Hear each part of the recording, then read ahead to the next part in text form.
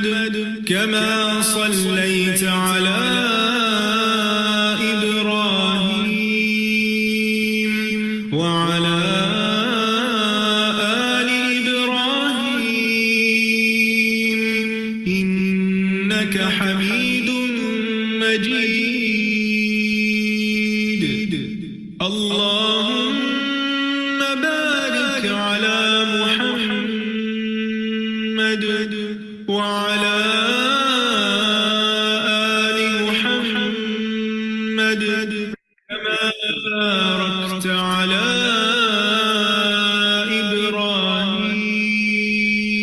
إبراهيم وعلى آل إبراهيم إنك حميد مجيد اللهم صل على محمد وعلى آل محمد كما صليت على إبراهيم وعلى آل إبراهيم إنك حميد مجيد اللهم بارك على محمد وعلى آل محمد كما باركت على إبراهيم وعلى آل إبراهيم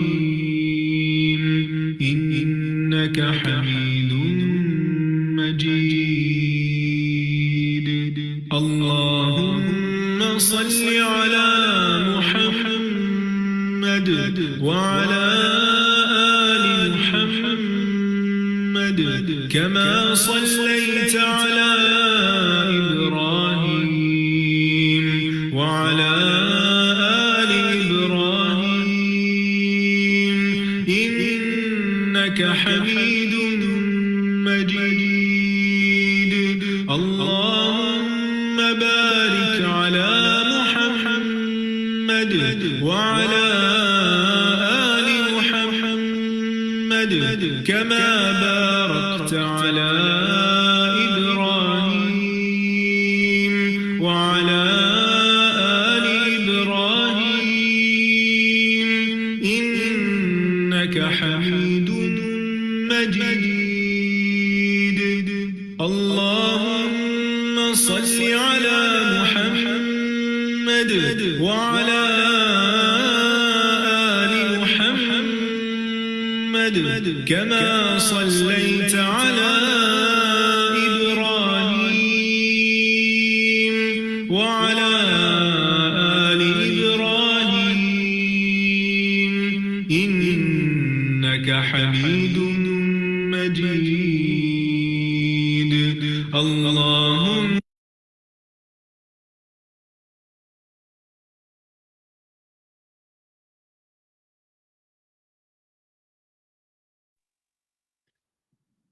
السلام علیکم ورحمۃ اللہ وبرکاتہ الحمد للہ رب العالمین والصلاة والسلام علی سید المرسلین اما بعد فاعوذ باللہ من الشیطان الرجیم بسم اللہ الرحمن الرحیم قریب مجیب ہے ہمارا پروگرام دعاؤں کا رمضان سے اس کا آغاز کیا ہے اور آہستہ آہستہ ہم اس کی اختتامی جو چند پروگرام سیشنز ہیں ان کی طرف آ رہے ہیں تو جناب آج کا جو ہمارا سیشن ہے وہ کنٹینیوشن ہے پچھلے سیشن کی حسن خاتمہ کی دعائیں اس کا حصہ اول ہم نے پچھلے ہفتے کیا تھا اور آج بھی ہم انشاءاللہ اسی کو کنٹینیو کریں گے بہت کچھ اس میں سیکھیں گے اس میں ڈسکشن کریں گے آپ کے ساتھ ابتدا میں آپ سے ترجمہ سنیں گے پچھلے کچھ لیسنز کا جو آپ کو ہوم ورکس دیے تھے اور اس کے بعد آپ آج کا سبق سنیں گے پھر اس کے بعد ہم ڈسکشن کریں گے 2 کوئز ہیں آج ہمارے پاس ایک انشاءاللہ ہم اسی لیسن پر آپ کے لیے کوئز ہے جو وہ کوئز پول ہوگا آپ کے ساتھ اور ایک جس مہینے میں اسلامک مہینے کا آغاز ہے محرم کا اسلامک کیلنڈر کا آغاز ہے تو اس کے اوپر بھی ایک کوئز ہے انشاءاللہ ہم نے آپ کے لیے پریپیئر کیا ہے تاکہ دیکھ سکیں کہ ہمیں کتنی نالج ہے اسلامک اس منتھ کے حوالے سے جناب شروع کرتے ہیں آج کا ہم سیشن. سب سے پہلے ہم کچھ جو پچھلے ایک دو سیشنز ہیں ان میں کچھ ترجمے ابھی باقی تھے جن کا ہم نے آپ سے پوچھنا تھا. دیکھتے ہیں کہ پچھلے سیشن سے کیا یاد ہے آپ کو. عظمیٰ تسکین آپ اس آیت کا ترجمہ سنائیں گی؟ السلام علیکم ورحمۃ اللہ وبرکاتہ. جی میں سنا رہی ہوں. بسم اللہ الرحمن الرحیم. ربنا اے میرے رب، افرغ علینا انڈیل دے علینا ہم پر صبر و توفنا اور فوت کر ہمیں مسلمین اس حال میں کہ ہم مسلمان. وعلیکم السلام ورحمۃ اللہ وبرکاتہ. اچھا اس میں یہ ربنا کا ترجمہ دوبارہ کریں. اے ہمارے رب. اے ہمارے رب. جس طرح علینا میں آپ نے نا کا ترجمہ ہم کیا نا، اس میں بھی ہم. الحمدللہ آپ نے اپنی کریکشن خود کر لی. بارک اللہ فی علمک.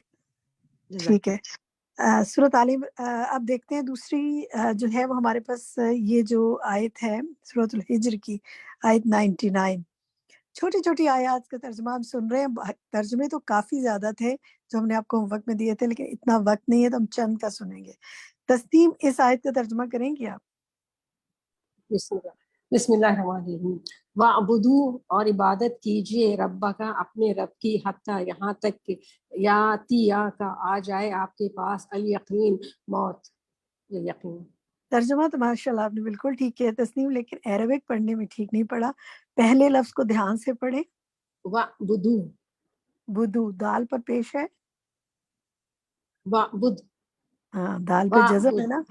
وَعْبُد وَعْبُد. اور ذرا یہ اس لفظ کو پڑھیں، حتیٰ کے بعد جو لفظ ہے اس کو پڑھیں. یاتیا کا.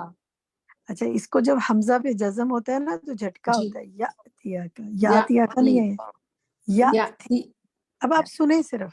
اب آپ دیکھیں جس وقت بتایا جا رہا ہے نا اس وقت آپ سب صرف سنا کریں غور سے. تو پڑھا جائے گا یاتیا کا. اب بولیں. یاتیا کا. ٹھیک ہے. اس آیت کا کی جو عربک ہے نا وہ آپ کے تین کاریوں کے آواز میں سنیں تو انشاءاللہ پھر آپ کو پکا یاد ہو جائے گا. ٹھیک ہے. بارک اللہ فیک. اچھا جناب نیکسٹ جو ہے وہ بہت پیاری دعا جو کہ ہم میرا خیال ہے ہر ایک کو آتی ہوگی ہم میں سے، نماز میں مانگتے ہیں اس کو اور نماز کے علاوہ بھی دنیا اور آخرت کی بھلائیوں کی. تو ممتاز آپ اس کا ترجمہ سنائیں گی؟ جی باجی. ربنا اے ہمارے رب، آتینا دے ہم کو فی دنیا میں حسنتن بھلائی، وفی الآخرتی اور آخرت میں حسنتن بھلائی، وقینا اور ہمیں بچا عذاب النار آگ کے عذاب سے. گڈ. ترجمہ تو بالکل ٹھیک ہے، لیکن ربنا کے بعد والا لفظ بار اپنے. ربنا آتینا. آتینا نہیں ہے آتینا بس، کیونکہ پہلے بھی آپ نے تھوڑا سا مد اصلی میں بدل دیا تھا. اس کو آتینا نہیں پڑھیں گے ورنہ پھر وہ مد ہو جائے گی یہاں پہ. ٹھیک ہے اس کو پڑھیں آتینا. آتینا آتینا بس. ٹھیک ہے شاباش. بارک اللہ فی علمک. اچھا جناب. ہاں یہ تو بڑی دیکھیں کیسی کیسی دعائیں ہمیں قرآن میں بھی سکھائی گئی ہیں اور ہمیں نبی پاک صلی اللہ علیہ وسلم نے بھی سکھائی ہیں. ویسے یہ بتائیں ترجمہ تو آپ لوگ یاد کر رہے ہیں تو مانگتے بھی ہیں یہ دعائیں یا بس صرف ترجمہ ہی یاد کرتے ہیں بھول جاتے ہیں پھر کہ مانگتے بھی ہیں؟ کیا خیال ہے؟ چلیں جی میرے پاس چیٹ میں بھی ماشاءاللہ میرے ساتھی بڑے ایکٹیو ہیں، اس میں جواب آ رہے ہیں کہ جی مانگتے ہیں. ٹھیک ہے اللہ تعالیٰ آپ کو مانگتے رہنے کی توفیق عطا کرے اور آپ کی دعاؤں کو قبول کرے. ٹھیک ہے جی. سورۃ صاد کی آیت ہے جو کہ ہم سنیں گے اپنی ساتھی سے بریرہ سے. اس کا ترجمہ. ٹیچر مجھے اس کا نہیں آتا ترجمہ. ربہ اس کے رب نے، انی بے شک مجھے، مسانی میں سنوں؟ چلیں کوئی بات نہیں بریرہ آپ سن لیں تو جی کوئی بات نہیں، جس کا آئے گا وہ سنا دیجیے گا. زونی آپ سنائیں. ربہ اس کے رب نے، انی مجھے پہنچی ہے، مسنی انی مسنیہ پہنچی ہے مجھے، شیطان سے، بھی نصب اس کے نصب سے، و عذاب اور عذاب. ناجنا आधा सीख सुनाया है, कुछ अल्फाज ठीक नहीं है, नस्ब की बिनुस्बिन का तर्जुमा ठीक नहीं है, मसनिया का तर्जुमा ठीक नहीं है, कोई बात नहीं, दोबारा कोशिश करेंगे। सुनिए गौर से सुन लें। मुझे नहीं मसनिया पहुंची है मुझे, ना, अभी भी आप तकलीफ दी है मुझे, हाँ पहुंचाई मुझे, पहुंची नहीं पहुंचाई मुझे, पहुंचाई मुझे। शैतान के बारे में बात हो रही है ना। शैतान ने बिन नुस्बी उस नुस्बिन साथ उसके नुस्ब के क्या नुस्ब, नुस्ब का मायना करे ना, क्या पहुंचाई शैतान ने? शैतान की शर्त से, साथ उसके शर्त से। अच्छा चलें, अभी आप सुने, माशाल्लाह 3-4 अल्फाज का दुरुस्त आपने तर्जुमा किया, अभी सुने। खालदा आप तर्जुमा कर सकेंगी इसका? सॉरी मैम, ये मुझसे भी मिस हो गया था, मैं अभी नोट कर रही हूँ। कौन करेगा इसका तर्जुमा? किसको आता है इसका तर्जुमा? छोटी सी आयत है, उज़मा आप कीजिए। रब्बी ही अपने रब को, इन्नी बेशक मसनिया पहुंचाई शैतान ने भी नुस्बिन तकलीफ व अजाब और अजाब। गुड, तकलीफ है नुस्ब का मायना। अच्छा देखें इसकी अरबिक पढ़ें जरा, पहले लफ्ज की आप उज़मा। रब है, मैं बड़ा रब्बहू रब्बी नहीं, ठीक है ओके। अब आप सब सिर्फ तर्जुमा इसका सुने। रब्बहू अपने रब को, यानी ये पीछे से कनेक्टेड चल रही है ना, पुकारा, नबी ने पुकारा था किसको? अब रब्बहू अपने रब को, यानी उसके रब को, जो नबी के रब थे। अब तो अपने रब को, अन्नी बेशक मुझे, मसनिया पहुंचाई मुझे, अश-शैतानु शैतान ने, बिनुस्विन तकलीफ, व अजाब और अजाब, यानी इतनी तकलीफ दी कि गोया जैसे अजाब में मुब्तला किया हुआ, इतनी तकलीफ दे चीज है। तो उन्होंने दुआ बस इतनी मांगी थी ना कि मुझे इससे निजात दे दे, तो अल्लाह ताला ने निजात दे दी उनको। चले, छोटी सी आयत है, लेकिन बाज़ औक़ात कोई एक लफ्ज भी ज़हन से मिस हो जाता है ना, तो वो बात नहीं बनती। जैसे माशाल्लाह बाकी तो चीजें याद थी जूनी को, लेकिन नुस्ब का मायना नहीं आ रहा था। जूनी, मुझे उम्मीद है अब आपको याद रहेगा इंशाल्लाह नुस्ब का मायना। चलिए इंशाल्लाह कोई बात नहीं, अपनी गलती से होता है, क्या होता ये फायदा होता है ना कि चीज याद रह जाती है फिर वो। चले एक मैं और ये सुन लेती हूँ आपसे, ये जो दर्द के हवाले से दुआ है ना, तो किसको याद है इस दुआ का तर्जुमा? मैं सुनाऊं मैम? मैं सुनाऊं? खालदा सुनाइए आप सुनाइए खालदा। जी बिस्मिल्लाहिर्रहमानिर्रहीम। बिस्मिल्लाही, अल्लाह के नाम के साथ, आऊज़ु बिल्लाही, मैं अल्लाह ताला, आऊज़ु बिल्लाही व कुदरतिही, मैं अल्लाह ताला और उसकी कुदरत की पनाह चाहती हूँ। मन शर्री मा अजिदु व उहाजिरु, इस चीज के शर से जिसको मैं पाता हूँ और जिससे मैं डरता हूँ। ठीक है, मन नहीं बल्कि मिन शर्रि मा अजिदु व जी मिन है, ठीक है, मिन। शायद स्क्रीन पे छोटा लिखा होता है ना, इसलिए बाज़ वक़्त मिस हो जाता है। तो बस 7 बार इसको पढ़ना है। तो आप सब ने इंशाल्लाह कभी भी दर्द महसूस होना तो ये 3 बार बिस्मिल्लाह पढ़नी है और ये दुआ इंशाल्लाह पढ़नी है। अल्लाह ताला आप सबको हर तकलीफ से, हर शर से, हर मुश्किल से बचाए। चलिए बस इतना ही आज करते हैं, बाकी भी कुछ हमने दुआओं का सोचा था, आपके पास कम है तो हम इतना ही आज पढ़ेंगे।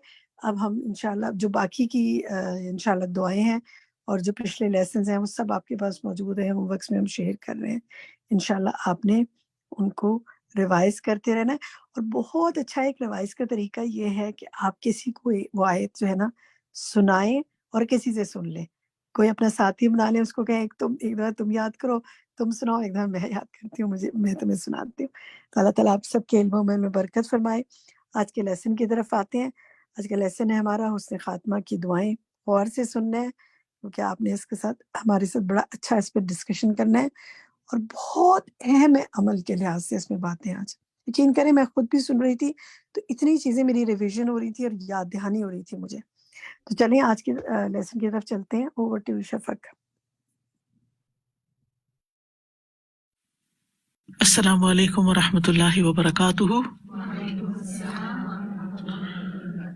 نحمده ونصلي على رسوله الكريم اما بعد فاعوذ بالله من الشيطان الرجيم بسم الله الرحمن الرحيم رب اشرح لي صدري ويسر لي امري واحلل عقدة من لساني يفقهوا قولي وإذا سألك عبادي عني فإني قريب أجيب دعوة الداع إذا دعان فليستجيبوا لي وليؤمنوا بي لعلهم يرشدون.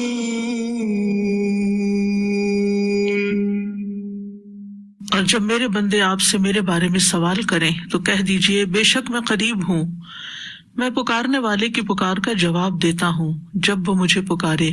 تو ان کو چاہیے کہ وہ میرا حکم مانیں اور مجھ پر ایمان رکھیں تاکہ وہ ہدایت پائیں. فاستغفروه ثم توبوا إليه إن ربي قريب مجيب. سو اس سے بخشش مانگو پھر اس کی طرف پلٹ آؤ، یقیناً میرا رب قریب ہے، قبول کرنے والا ہے. الحمدللہ حمد العابدین الشاکرین ونستغفرک ربنا ونتوکل علیک ونثنی علیک الخیر کلہ انت ربنا ونحن عبیدک لا معبود سواک لا رکوع ولا سجود ولا تذلل ولا خضوع الا لک. تمام حمد اللہ کے لیے ہے، عبادت کرنے والوں کی حمد اور شکر گزاروں کی حمد. اے ہمارے رب، ہم تجھ سے بخشش طلب کرتے ہیں اور ہم تجھ پر توکل کرتے ہیں اور ہم تمام قسم کی خیر کے لیے تیری تعریف کرتے ہیں. تو ہمارا رب ہے اور ہم تیرے بندے ہیں، تیرے سوا کوئی معبود برحق نہیں، کوئی رکوع، کوئی سجدہ، کوئی عاجزی اور کوئی خشوع اور فرما برداری نہیں ہے مگر صرف تیرے لیے. اللہم صلی علی محمد وعلی آل محمد کما صلیت علی ابراہیم وعلی آل ابراہیم انک حمید مجید. اللہم بارک علی محمد وعلی آل محمد کما بارکت علی ابراہیم وعلی آل ابراہیم انک حمید مجید. انسان کا سب سے بڑا مسئلہ کیا ہے؟ انسان کا سب سے بڑا مسئلہ یہ ہے کہ موت کے بعد آنے والی زندگی میں اس کو نجات مل جائے، وہ وہاں کامیاب ہو جائے. کیونکہ اصل کامیاب وہی ہے جو آخرت میں کامیاب ہے، جو اللہ کی ابدی رحمتوں میں جگہ پا جائے وہی کامیاب ہے. ہر انسان جو اس دنیا میں پیدا ہوا ہے اسے لازماً مرنا ہے اور مرنے کے بعد اسے ایک اور دنیا میں داخل ہونا ہے. موجودہ زندگی میں انسان کو آزمایا جا رہا ہے کہ وہ کیسے کام کرتا ہے، اپنے وقت کو، اپنی صلاحیتوں کو، اپنی قوتوں کو، وسائل کو کس کام میں استعمال کرتا ہے، وہ اپنی زندگی کے ساتھ کیا کرتا ہے، اور اسی پر اس کی اگلی زندگی کی کامیابی کا انحصار ہے. جو کچھ یہاں کرے گا اسی کا بدلہ کل پائے گا. اس زندگی میں ہمیں بہت سی چیزیں ملی ہوئی ہیں، خواہ ہم ان کے مستحق ہیں یا نہیں، ہم اچھے کام کریں یا نہ کریں، ہمیں بہت سی نعمتیں یہاں ملی ہوئی ہیں. لیکن آخرت میں ایسا نہیں ہوگا. آخرت میں صرف اسی کو نعمتیں ملیں گی جو اس کا حقدار ہوگا، اور نہ صرف یہ کہ بدلہ بلکہ کئی گنا زیادہ اضافہ، کیونکہ جنت کی نعمتیں ابدی نعمتیں ہیں اور اپنی شکل و صورت کے اعتبار سے، اپنی حقیقت حیثیت کے اعتبار سے بھی بہت اعلیٰ درجے کی ہیں. اسی طرح وہ لوگ جو وہاں کی نعمتوں کے مستحق نہیں ہوں گے ان کی سزا بھی بہت بڑی ہے اور بہت سخت ہے. ہر انسان کا سب سے بڑا مسئلہ یہی ہے کہ کل اس کے ساتھ کیا ہوتا ہے. لہٰذا ہم میں سے ہر ایک کو سنجیدگی کے ساتھ اپنے مستقبل کے بارے میں سوچنا چاہیے اور اس بات کی فکر کرنی چاہیے کہ آیا ہم نجات یافتہ لوگوں میں سے ہوں گے یا نہیں. دنیا میں تو جیسی بھی زندگی گزر جائے گزر ہی جائے گی، لیکن اگر وہاں کوئی ناکام ہو گیا تو ذالک الخسران المبین، وہ سب سے بڑا خسارہ ہے، کھلا خسارہ ہے. یہ دنیا ناقص ہے، وہ دنیا کامل ہے. اس دنیا میں انسان محدود عرصے کے لیے اگر اللہ کی پسند کے مطابق کام کر لیتا ہے، چاہے وہ اس کے نفس کے خلاف ہو، چاہے وہ لوگوں کی مرضی کے خلاف ہو، لیکن وہ اللہ تعالیٰ کو راضی کر کے جاتا ہے تو پھر چند لمحوں کی محنت وہاں اتنی کام آئے گی کہ ہمیشہ ہمیشہ کی خوشیاں پالے گا. لیکن اگر ہم نے ناسمجھی کا ثبوت دیا کہ یہاں کی نعمتیں اور یہاں کی لذتیں اور خواہشات کو پورا کرنے کے لیے اپنے رب کو ناراض کر دیا اور اپنی آخرت کو گنوا دیا، تو اس سے بڑا خسارہ اور اس سے بڑا نقصان کوئی نہیں ہوگا. تو ہم بات کر رہے تھے حسن خاتمہ کی. ارشاد باری تعالیٰ ہے الذين تتوفاهم الملائكة طيبين يقولون سلام عليكم ادخلوا الجنة بما كنتم تعملون. وہ لوگ جنہیں فرشتے اس حال میں فوت کرتے ہیں جبکہ وہ اپنی جانوں پر ظلم کر رہے ہوتے ہیں تو وہ صلح پیش کرتے ہیں اور کہتے ہیں ہم کوئی برے کام نہیں کر رہے تھے. کیوں نہیں، بے شک اللہ خوب جاننے والا ہے جو کچھ تم کر رہے تھے. اس آیت میں ان لوگوں کی موت کا حال بیان کیا گیا ہے جنہوں نے اپنی جانوں پر ظلم کیا اور مرتے دم تک کفر، شرک اور گناہوں میں ملوث رہے. جب فرشتے ان کی جان لینے کے لیے آئیں گے تو اس وقت وہ فرشتوں سے راضی نامہ اور صلح کرنے کی کوشش کریں گے اور اپنی صفائی پیش کرنا شروع کر دیں گے کہ ہم کوئی غلط کام نہیں کر رہے تھے. اور یہ گفتگو روح قبض ہونے سے تھوڑی دیر پہلے ہو رہی ہوگی.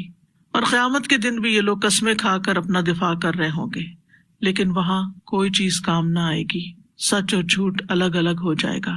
دنیا میں ہم اس طرح کے کام کر کے دوسروں کو دھوکہ دے سکتے ہیں، لیکن فرشتوں کو اور پھر قیامت کے دن اللہ تعالیٰ کو اس طرح راضی نہیں کیا جا سکتا.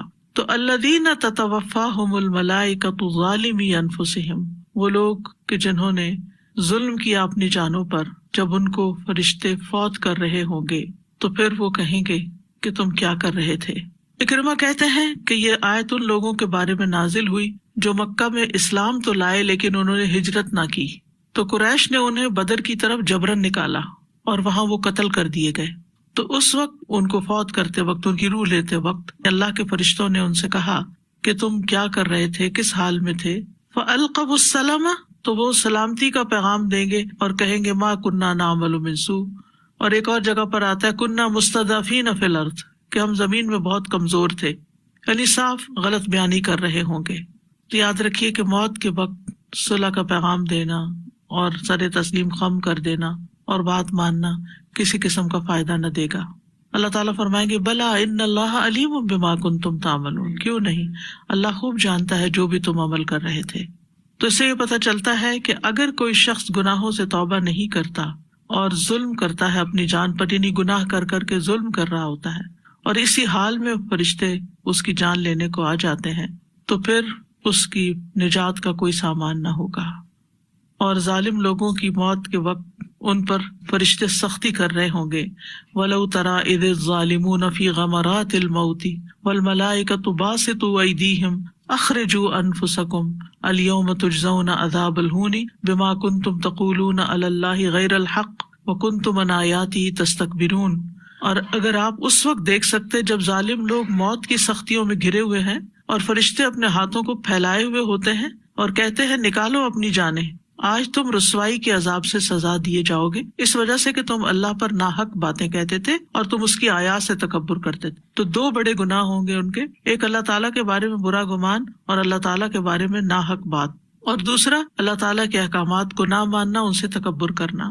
ایک اور آیت سے پتہ چلتا ہے کہ فرشتے جب ان لوگوں کو فوت کریں گے تو ان کے چہروں اور پیٹھوں پر ماریں گے بھی، یعنی جان نکالتے وقت. حدیث سے پتہ چلتا ہے کہ اس وقت ان پر جو فرشتے آئیں گے وہ ان کو ڈانٹیں گے اور ان سے کہیں گے اے نفس خبیثہ، اللہ کی ناراضگی اور غصے کی طرف چل، اور پھر سختی سے ان کی روح نکالیں گے اور پھر مسلسل عذاب کی خبر دیں گے ان کو. تو اس سے یہ پتہ چلتا ہے کہ آخری وقت انسان کا جو خاتمہ ہے وہ کاؤنٹ کرتا ہے کہ اس نے زندگی کا اختتام کس چیز پر کیا، کسی نیک کام پر کیا یا کسی برے کام پر کیا. تو اس بارے میں انسان کو بہت کانشیس رہنا چاہیے. اس کے برعکس وہ لوگ جو اچھے کام کر رہے ہوں گے ان کے پاس فرشتے کس حال میں آئیں گے؟ الذين تتوفاهم الملائكة طيبين يقولون سلام عليكم ادخلوا الجنة بما كنتم تعملون. جنہیں فرشتے اس حال میں فوت کرتے ہیں کہ وہ پاک ہوتے ہیں، وہ کہتے ہیں سلام ہو تم پر، داخل ہو جاؤ جنت میں، اس وجہ سے کہ تم عمل کیا کرتے تھے، یعنی ان اعمال کے بدلے جو تم کیا کرتے تھے۔ تو نیک لوگ، طیب لوگ جو ہیں، ان کے پاس فرشتے خوشخبری لے کر آئیں گے، ان کا انجام اچھا ہوگا، ان کا خاتمہ اچھا ہوگا۔ طیب جب اشخاص کے لیے استعمال ہوتا ہے، یعنی کسی شخص کے لیے یا کسی چیز کے لیے، تو اس میں دو چیزیں شامل ہوتی ہیں۔ نمبر ایک، یعنی ایسا انسان طیب ہوتا ہے جو جہالت، فسق، شرک، ہر طرح کے قبیح برے اعمال سے پاک ہو، اور دوسرا یہ کہ علم، ایمان اور نیک اعمال سے آراستہ ہو۔ جہاں تک علم کی بات ہے تو اس کا یہ مطلب نہیں کہ ہر انسان بہت بڑا عالم ہو اور اس کو بہت کوفی اور بصری اسکول آف تھاٹ کو جانتے ہوئے گرامر آتی ہو کہ فلاں نحوی نے کیا کہا اور فلاں گرامیرین نے کیا کہا، اور اس کو بہت ڈیپ نالج ہو لغت کا اور قواعد کا اور اصول الفقہ کا اور لمبی چوڑی شریعت کی جو علوم ہیں ان کا۔ اصل عالم وہ ہوتا ہے جس کو اللہ کی معرفت ہوتی ہے، اور وہ معرفت جس سے اس کے اندر خشیت پیدا ہو جاتی ہے۔ اگر آپ نے جو بھی علم حاصل کیا ہے اس کے بعد اگر آپ کے اندر اللہ کا ڈر پیدا ہو گیا تو آپ علماء کی کیٹیگری میں ہیں، لیکن اگر آپ نے بڑے سے بڑے بھی علوم پڑھ رکھے ہیں اور آپ کے اندر خشیت نہیں تو آپ ان علماء میں سے نہیں کہ جن کو اللہ سبحانہ تعالیٰ کی طرف سے عنایتیں ہوں گی اور جن کا مقام بڑا ہوگا، کیونکہ انما یخشى اللہ من عبادہ العلماء۔ تو یہاں اس علم کی بات ہے جس سے خشیت ہو، جس سے اللہ کی پہچان ہو، کیونکہ جب اللہ تعالیٰ کی پہچان آ جاتی ہے نا بندے میں تو پھر وہ کسی کے کہنے سے نہیں بلکہ خود بخود ہی گناہوں سے رکتا ہے اور نیک کاموں کا شوق رکھتا ہے۔ وہ اپنے وقت کی حفاظت کرتا ہے، وہ اپنی زبان کی حفاظت کرتا ہے، وہ اپنی نگاہوں کی حفاظت کرتا ہے، کیونکہ وہ اللہ سے ڈرتا ہے۔ وہ کسی کے ساتھ معاملہ کرتے ہوئے اس کو دھوکہ نہیں دیتا، وہ بد زبانی نہیں کرتا، وہ جھوٹ نہیں بولتا، وہ دوسروں کی غیبت نہیں کرتا، کیونکہ وہ اللہ سے ڈرتا ہے۔ وہ اللہ کو پہچانتا ہے کہ اللہ تعالیٰ دیکھ رہا ہے مجھے، اور اس کا یقین ہوتا ہے اللہ سبحانہ تعالیٰ پر۔ تو ایسا شخص طیب ہے کہ جس کی یعنی زبان بھی گناہوں سے پاک ہے، جس کی نگاہیں بھی حرام سے پاک ہیں، اور جو کانوں سے بھی حرام چیزیں نہیں سنتا، اور جو کھانے کے معاملے میں بھی حلال حرام کی پرواہ کرتا ہے۔ تو الذین تتوفاہم الملائکۃ طیبین، یعنی جن کے دل پاک تھے، جن کے اعمال پاک تھے، جن کی تمنائیں اور خواہشات اور آرزوئیں پاک تھیں، تو ایسے لوگوں کا ٹھکانہ جنت ہے۔ اور ایسے لوگوں کے پاس جب فرشتے موت کے وقت آتے ہیں تو ان کو جنت کی خوشخبری دیتے ہیں۔ اور اگر کچھ چیزیں ان کی زندگی میں باقی رہ گئی تھی جو صاف نہیں ہوئی، یعنی انسان ملے جلے عمل کر رہا ہوتا ہے نا، اچھے بھی کر رہا ہوتا ہے اور کچھ غلطیاں بھی ہو رہی ہوتی ہیں، تو اول تو ہونا یہ چاہیے کہ ساتھ کے ساتھ انسان اب توبہ استغفار کرتا رہے اور رو کے اللہ سے معافی مانگتا رہے اور اپنی اصلاح بھی کرتا رہے، کیونکہ توبہ اس وقت قبول ہوتی جب ہم اپنی غلطیوں کو مانیں اور ان کو اپنے سے نکالیں اور ان کی اصلاح کریں۔ تو ساتھ ساتھ یہ ہونا چاہیے۔ لیکن اگر کسی کی ساتھ باقی رہ گئی تو پھر اگر اعمال میں کوئی ایسی چیز ہے کہ جو کوئی فرائض میں کوتاہی کی ہوئی ہے یا کچھ حرام حلال کے مسائل ہیں تو آگ کے ذریعے اس کو پاک کیا جائے گا۔ اور اگر دل میں کوئی غل ہے، کسی کے خلاف حسد ہے اور کسی کے خلاف بغض ہے اور کسی کے خلاف نفرت ہے اور ایسی کچھ اور چیزیں جو ممنوع ہیں وہ دل میں ڈالی ہوئی ہیں، دل کا تزکیہ نہیں کیا تو پہلے قنطرہ پہ روکا جائے گا، وہاں صاف کیا جائے گا، پھر جنت میں داخلہ ہوگا، کیونکہ جنت صرف طیبین کے لیے ہے، جنت میں کوئی غیر طیب نہیں جا سکتا۔ تو اس لیے کوشش تو یہی ہونی چاہیے ہم میں سے ہر ایک کی کہ ہم اس دنیا میں اس چیز کی بھرپور کوشش کریں کہ ہمارے اعمال، ہمارے عقائد، ہمارے اخلاق، ہمارے معاملات سب صاف ہوں، لین دین صاف ہو اور اعمال نامہ صاف ہو، شرک سے پاک ہوں اور باقی جو برائیاں ان سے بھی پاک ہوں، صالحین میں سے ہوں، اپنے افعال اور اقوال کا تزکیہ کرتے رہیں، اللہ تعالیٰ سے اچھی امید رکھنے والے ہوں، اللہ تعالیٰ کے بارے میں حسن ظن رکھنے والے ہوں، اور پھر یہ کہ اس انسان کی موت بھی اچھے طریقے سے آئے۔ تو الذین تتوفاہم الملائکۃ طیبین، جو پاکیزہ حالت میں تھے۔ پھر اگر ظاہری طور پر طیب دیکھا جائے تو اس میں صفائی ستھرائی بھی آتی ہے، یعنی ان کا لباس بھی صاف، ان کے کپڑے بھی صاف، ان کی ظاہری حالت بھی اچھی، یہ بھی طیب میں آتا ہے۔ یعنی طیب وہ چیز ہوتی ہے جو حواس کو اچھی لگے، یعنی کوئی دیکھے تو اس کو اچھا لگے، یعنی کراہت نہ کرے۔ تو ایسے لوگوں کے پاس جب موت کے فرشتے آتے ہیں، یقولون سلام علیکم، تو کہتے ہیں تم پر سلام ہو، انہیں سلام کرتے ہیں آ کر۔ وقال لهم خزنتها سلام علیکم طبتم فادخلوها خالدین، جنت کے دربان بھی ان سے کہیں گے تم پر سلام ہو، تم اچھے رہے، تم پاک ہو گئے، طیب ہو گئے، بس اب جنت میں ہمیشہ کے لیے داخل ہو جاؤ۔ اور پھر جنت کے ہر دروازے سے فرشتے آ کے سلام کریں گے ان کو. والملائکۃ یدخلون علیہم من کل باب سلام علیکم بما صبرتم فنعم عقبی الدار. تم نے صبر کے ساتھ زندگی بسر کی اس لیے تم پر سلام ہو، تو کتنا اچھا انجام ہے آخرت کے گھر کا. تو ادخلوا الجنۃ بما کنتم تعملون، جنت میں داخل ہو جاؤ ان اعمال کی وجہ سے جو تم کرتے تھے. تو یہاں مومن کی موت کا منظر بتایا جا رہا ہے کہ اسے مرتے ہی سلامتی اور جنت کی بشارت ہوگی.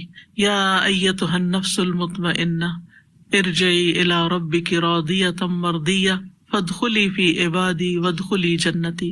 اے نفس مطمئنہ اپنے رب کی طرف لوٹ چل، تو اس سے راضی وہ تجھ سے راضی، بس میرے بندوں میں داخل ہو جا اور میری جنت میں داخل ہو جا. تو اللہ کے سچے بندے پر جب موت آتی ہے اور وہ دنیا کی زندگی سے نکل کر آخرت کی زندگی میں داخل ہو رہا ہوتا ہے، یعنی ایک دروازے سے نکل کے دوسرے میں انٹر ہو رہا ہوتا ہے، تو اللہ تعالیٰ کے فرشتے اس کا استقبال کرتے ہیں، یعنی اس کو سلام دیتے ہیں اور پھر اس کو نفس مطمئنہ کہہ کے پکارتے ہیں اور پھر اس کو جنت کی خوشخبری دیتے ہیں. اور اس کی دعا بھی ہے اللہم انی اسألک نفسا بک مطمئنۃ تؤمن بلقائک وترضی بقضائک وتقنع بعطائک. اے اللہ میں تجھ سے ایسا نفس مانگتا ہوں جو تجھ پر مطمئن ہو، تیرے بارے میں راضی ہو، تیرے فیصلوں پہ راضی ہو، تیری ملاقات پہ یقین رکھتا ہو، تیرے فیصلے پہ راضی ہو اور تیرے دیے پہ قناعت کرتا ہو، یعنی جو تو نے دیا اس پہ راضی برضا ہے.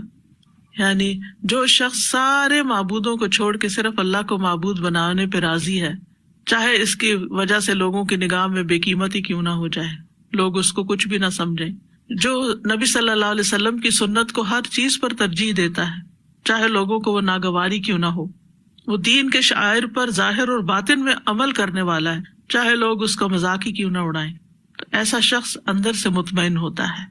اس کو اس بات کی پرواہ نہیں ہوتی کہ میں لوگوں میں ان پاپولر ہو گیا ہوں، کیونکہ ہم بہت دفعہ ایسے کام اللہ کی ناراضگی کے کرتے ہیں تاکہ لوگوں کے اندر پاپولر ہو جائیں، شہرت کے لیے، پاپولیرٹی کے لیے، ایکسیپٹنس کے لیے، لوگوں کے اندر بڑا نظر آنے کے لیے. جبکہ اللہ تعالیٰ ناراض ہو رہے تھے تو کیا کمایا، لوگ کیا دیں گے ہمیں، کچھ بھی نہیں. اس کے برعکس اگر ہم اپنے لباس میں، اپنی حیا میں، اپنے طور طریقوں میں ان چیزوں کی پابندی کریں جو اللہ تعالیٰ نے ہم سے کہی ہے، تو اللہ راضی ہوگا اور اس کا انجام اچھا ہے. اگر وقتی طور پر کسی نے آپ کے لباس کی تعریف کر دی، آپ کی لپسٹک کی تعریف کر دی، کیا ملا آپ کو؟ کیا آپ کو کوئی سرٹیفکیٹ دے دیا انہوں نے، ہمیشہ کے لیے جنت کا سرٹیفکیٹ مل گیا؟ کچھ بھی تو نہیں ملا. پھر کیوں کیا ایسا کام جو اللہ کو ناراض کرنے والا ہے، صرف بندوں کو دکھانے کے لیے؟ کتنا گھٹیا سودا ہے یہ. تو اگر ہمیں یہ یقین ہو جائے نا اللہ بڑا ہے اور اس کے سوا کوئی بڑا نہیں ہے، اور مجھے صرف وہ کرنا جو میرا رب راضی ہوگا، مجھے لوگوں کی پرواہ نہیں ہے، ایسا ہی شخص اپنے اوپر اس کو ایک کانفیڈینس بھی ہوتا ہے کہ جو میں کر رہا ہوں صحیح کر رہا ہوں، اور وہی نفس سے مطمئنہ ہوتا ہے، اس کے اندر کوئی ریگریٹ نہیں ہوتا، اس کے اندر کوئی پریشانی نہیں ہوتی، اس کے اندر کوئی اپنے ہی خلاف آواز نہیں اٹھ رہی ہوتی کہ تم کیا کر رہے ہو، کہیں تم کچھ ہو، کہیں تم کچھ اور ہو. تو یہ نفس مطمئن جو ہے یہ اللہ کا مطلوب بندہ ہے. اللہ تعالیٰ کے جنت میں ایسے ہی لوگ بسائے جائیں گے جہاں کوئی خوف اور غم نہیں ہوگا. لیکن اگر کوئی شخص نہ اللہ پہ راضی ہے، نہ اللہ کے دین پہ راضی ہے، نہ اللہ کے طریقوں پہ راضی ہے، تو پھر اللہ بھی اس سے راضی کوئی نہیں. راضیۃ مرضیہ، وہ راضی ہے تو پھر اللہ بھی اس سے راضی ہے. اس کی دنیا سے روانگی بڑے اچھے خوبصورت طریقے سے ہے. فَأَمَّا إِن كَانَ مِنَ الْمُقَرَّبِينَ فَرَوْحٌ وَرَيْحَانٌ وَجَنَّةُ نَعِيمٍ وَأَمَّا إِن كَانَ مِنْ أَصْحَابِ الْيَمِينِ فَسَلَامٌ لَكَ مِنْ أَصْحَابِ الْيَمِينِ. اگر مقربین میں سے ہے تو اس کے لیے راحت، عمدہ رزق اور نعمت والی جنت ہے، اور اگر وہ دائیں ہاتھ والوں میں سے ہے تو تجھ پر سلام کہ تو دائیں ہاتھ والوں میں سے. پھر اسی طرح حدیث سے پتہ چلتا ہے کہ جو فرشتے آتے ہیں وہ روشن چہروں والے، اور پھر جنت کا کفن لاتے ہیں اور جنت کی خوشبو لاتے ہیں اور تا حد نگاہ بیٹھ جاتے ہیں، اور پھر آسانی سے روح نکال کے لے جاتے ہیں. اور اس وقت مومن پھر اللہ کی ملاقات کا شوق رکھتا ہے، اور مومن کی جان نکل رہی ہوتی ہے اور وہ اللہ کی تعریف کر رہا ہوتا ہے، اللہ سے ناراض نہیں ہوتا. یعنی مومن کے لیے موت راحت کا سامان کیوں ہے؟ کیونکہ اس کو یہ یقین ہوتا ہے کہ میں اللہ سے ملاقات کے لیے جا رہا ہوں. حسن بصری کہتے ہیں مومن کے لیے راحت صرف اللہ کی ملاقات میں ہی ہے. بندوں سے آپ ملاقات کرتے ہیں نا، کچھ باتیں آپ کو اچھی لگتی ہیں، کوئی نہ کوئی بات ایسی اچھی نہیں بھی لگتی بعض اوقات، تو وہ دل میں لے کے چلے آتے ہیں. لیکن مومن کی خوشی اللہ کی ملاقات میں ہے، اور جس کی راحت اللہ کی ملاقات میں ہو تو اس کی موت کا دن اس کے لیے خوشی کا دن ہوگا، امن، عزت اور شرف کا دن ہوگا. لیکن ہم سب اپنے دلوں کے اندر جھانکیں کہ ہمیں اللہ کی ملاقات کا کتنا شوق ہے اور اس کے لیے کیا تیاری ہے. تو بہرحال چند علامتیں اچھے خاتمے کی آج آپ کے سامنے رکھوں گی. ان میں سب سے پہلے تو توحید پر خاتمہ ہونا، لا الہ الا اللہ کا نصیب ہو جانا. جس کو یہ نصیب ہو جائے وہ خوش قسمت ترین انسان ہے، کیونکہ جو شخص لا الہ الا اللہ کا یقین رکھتے ہوئے فوت ہوگا وہ جنت میں داخل ہوگا. تو یاد رکھے صرف زبانی کلامی نہیں، یقین بھی کہ میرا الہ اور معبود ایک ہی ہے. طلحہ بن عبید اللہ کہتے ہیں میں نے رسول اللہ صلی اللہ علیہ وسلم کو یہ فرماتے ہوئے سنا، میں ایک ایسا کلمہ جانتا ہوں کہ اگر کوئی شخص اپنی موت کے وقت وہ کلمہ کہہ لے تو اس کے لیے روح نکلنے میں سہولت ہو جائے اور قیامت کے دن اس کے لیے باعث نور ہو. تو عمر رضی اللہ عنہ نے فرمایا میں وہ کلمہ جانتا ہوں. ابو طلحہ نے پوچھا وہ کیا کلمہ ہے؟ فرمایا وہی جو نبی صلی اللہ علیہ وسلم نے اپنے چچا کے سامنے پیش کیا تھا، لا الہ الا اللہ. تو اس کی دعا کرنی چاہیے، ہمیں اپنی خاص دعاؤں میں لکھ لینا چاہیے کہ یا اللہ مرتے وقت کلمہ نصیب ہو.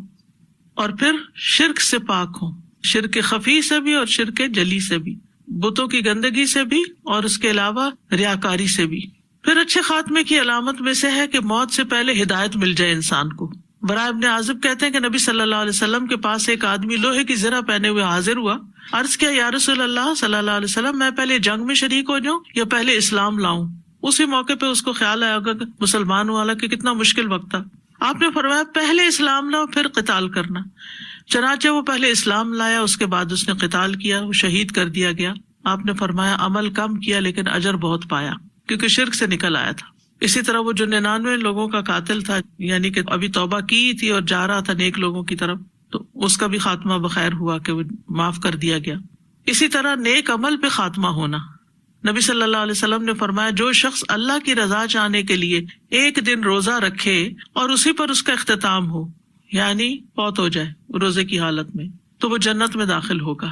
جو شخص اللہ کی رضا چاہنے کے لیے صدقہ کرے اور اسی پر اس کا اختتام ہو تو وہ جنت میں داخل ہو جائے گا. ابھی کچھ دن پہلے نسیم آپا فوت ہوئے تو یہ سنڈے کو مجھے بتا رہی تھی، نسرین کے کوئی صاحب تھے تو وہ کسی یونیورسٹی کے لیے فنڈ ریزنگ کر رہے تھے، تو انہوں نے ان سے بھی ذکر کیا تو انہوں نے بھی $100 دے دیا اور اسی دن ان کی چند گھنٹوں کے بعد وفات ہو گئی.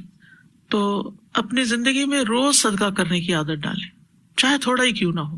جو حیثیت ہے، زیادہ آ جائے تو زیادہ دے، تھوڑا ہے تو تھوڑا، لیکن کوئی دن صدقے کے بغیر نہ جائے. ہمیں نہیں پتا ہماری وفات کس دن ہوگی، اور اگر ہم بیمار ہو جائیں اور اس قابل نہ رہے تو اپنی اولاد کو یا جو بھی کوئی پاس ہے اس کو وصیت کریں کہ جب تک میری روح نکل نہ جائے اور نکلنے کے بعد بھی صدقہ نہیں چھوڑنا.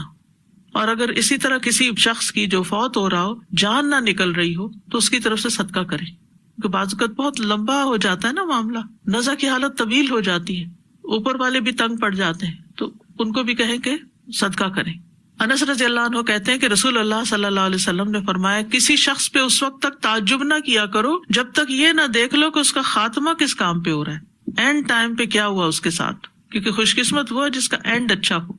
کیونکہ بعض اوقات ساری زندگی ایک انسان اچھے کام کرتا رہتا ہے، اگر اس حالت میں فوت ہو جائے تو جنت میں چلا جاتا ہے، لیکن بعض اوقات بوڑھے بزرگوں کے لوگوں کے اندر تبدیلی آ جاتی ہے، نمازیں چھوڑ بیٹھتے ہیں. میں پرسنلی ایک خاتون کو جانتی ہوں کہ جو اپنی جوانی میں اور اپنی باقی زندگی تہجد گزار رہی، سب نیکی نماز، پتہ نہیں کیا ہوا، نماز چھوڑ دی آخر میں آ کے.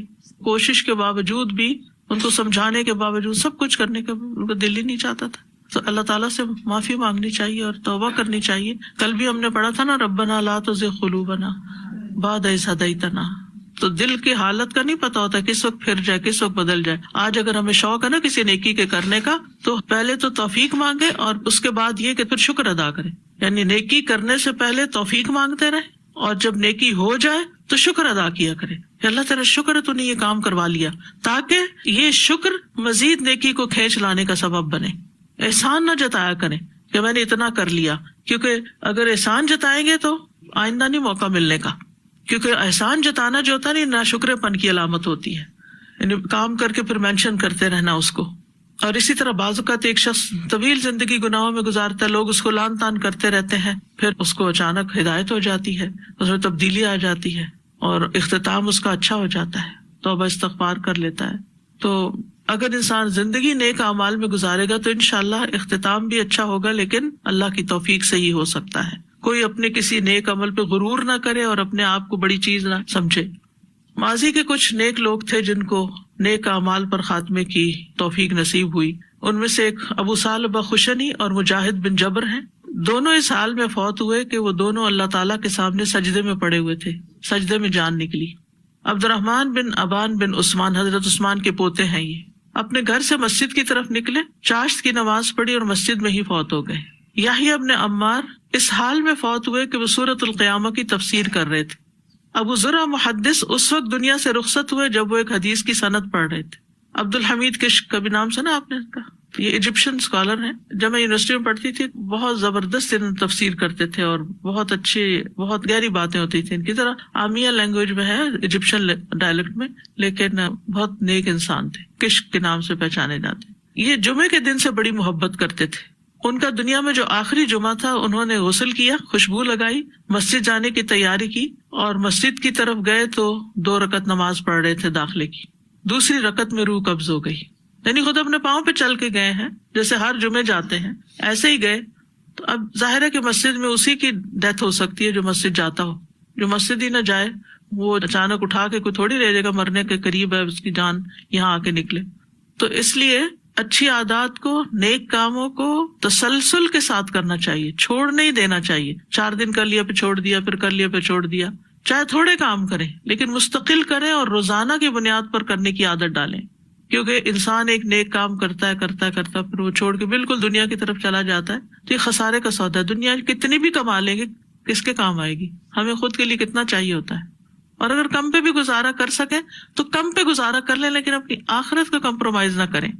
پھر حسن خاتمہ کی ایک علامت یہ ہے کہ مومن کی روح پسینے سے نکلتی ہے، یعنی جب وہ فوت ہوتا ہے تو اس کے ماتھے پہ پسینہ آیا ہوا ہوتا ہے۔ پھر ایک اور علامت یہ کہ مرنے کے بعد اس کی اچھی تعریف ہوتی ہے۔ رسول اللہ صلی اللہ علیہ وسلم نے فرمایا، قریب ہے کہ تم جنت والوں کو آگ والوں میں سے پہچان لوگے، یعنی دنیا میں۔ لوگوں نے عرض کیا، یا رسول اللہ کس طرح؟ آپ نے فرمایا، تعریف کرنے سے اور برائی کرنے سے۔ تم میں سے بعض پر گواہ ہیں، یعنی لوگ آپ کے بارے میں کیا گواہی دیتے ہیں۔ انس بن مالک کہتے ہیں کہ صحابہ کا گزر ایک جنازے پہ ہوا تو لوگ اس کی تعریف کرنے لگے، یہ سن کے آپ نے فرمایا واجب ہو گئی۔ پھر دوسرے جنازے کا گزر ہوا تو لوگ اس کی برائی کرنے لگے، آپ نے فرمایا واجب ہو گئی۔ اس پر عمر بن خطاب رضی اللہ عنہ نے پوچھا کہ یا رسول اللہ صلی اللہ علیہ وسلم کیا چیز واجب ہو گئی؟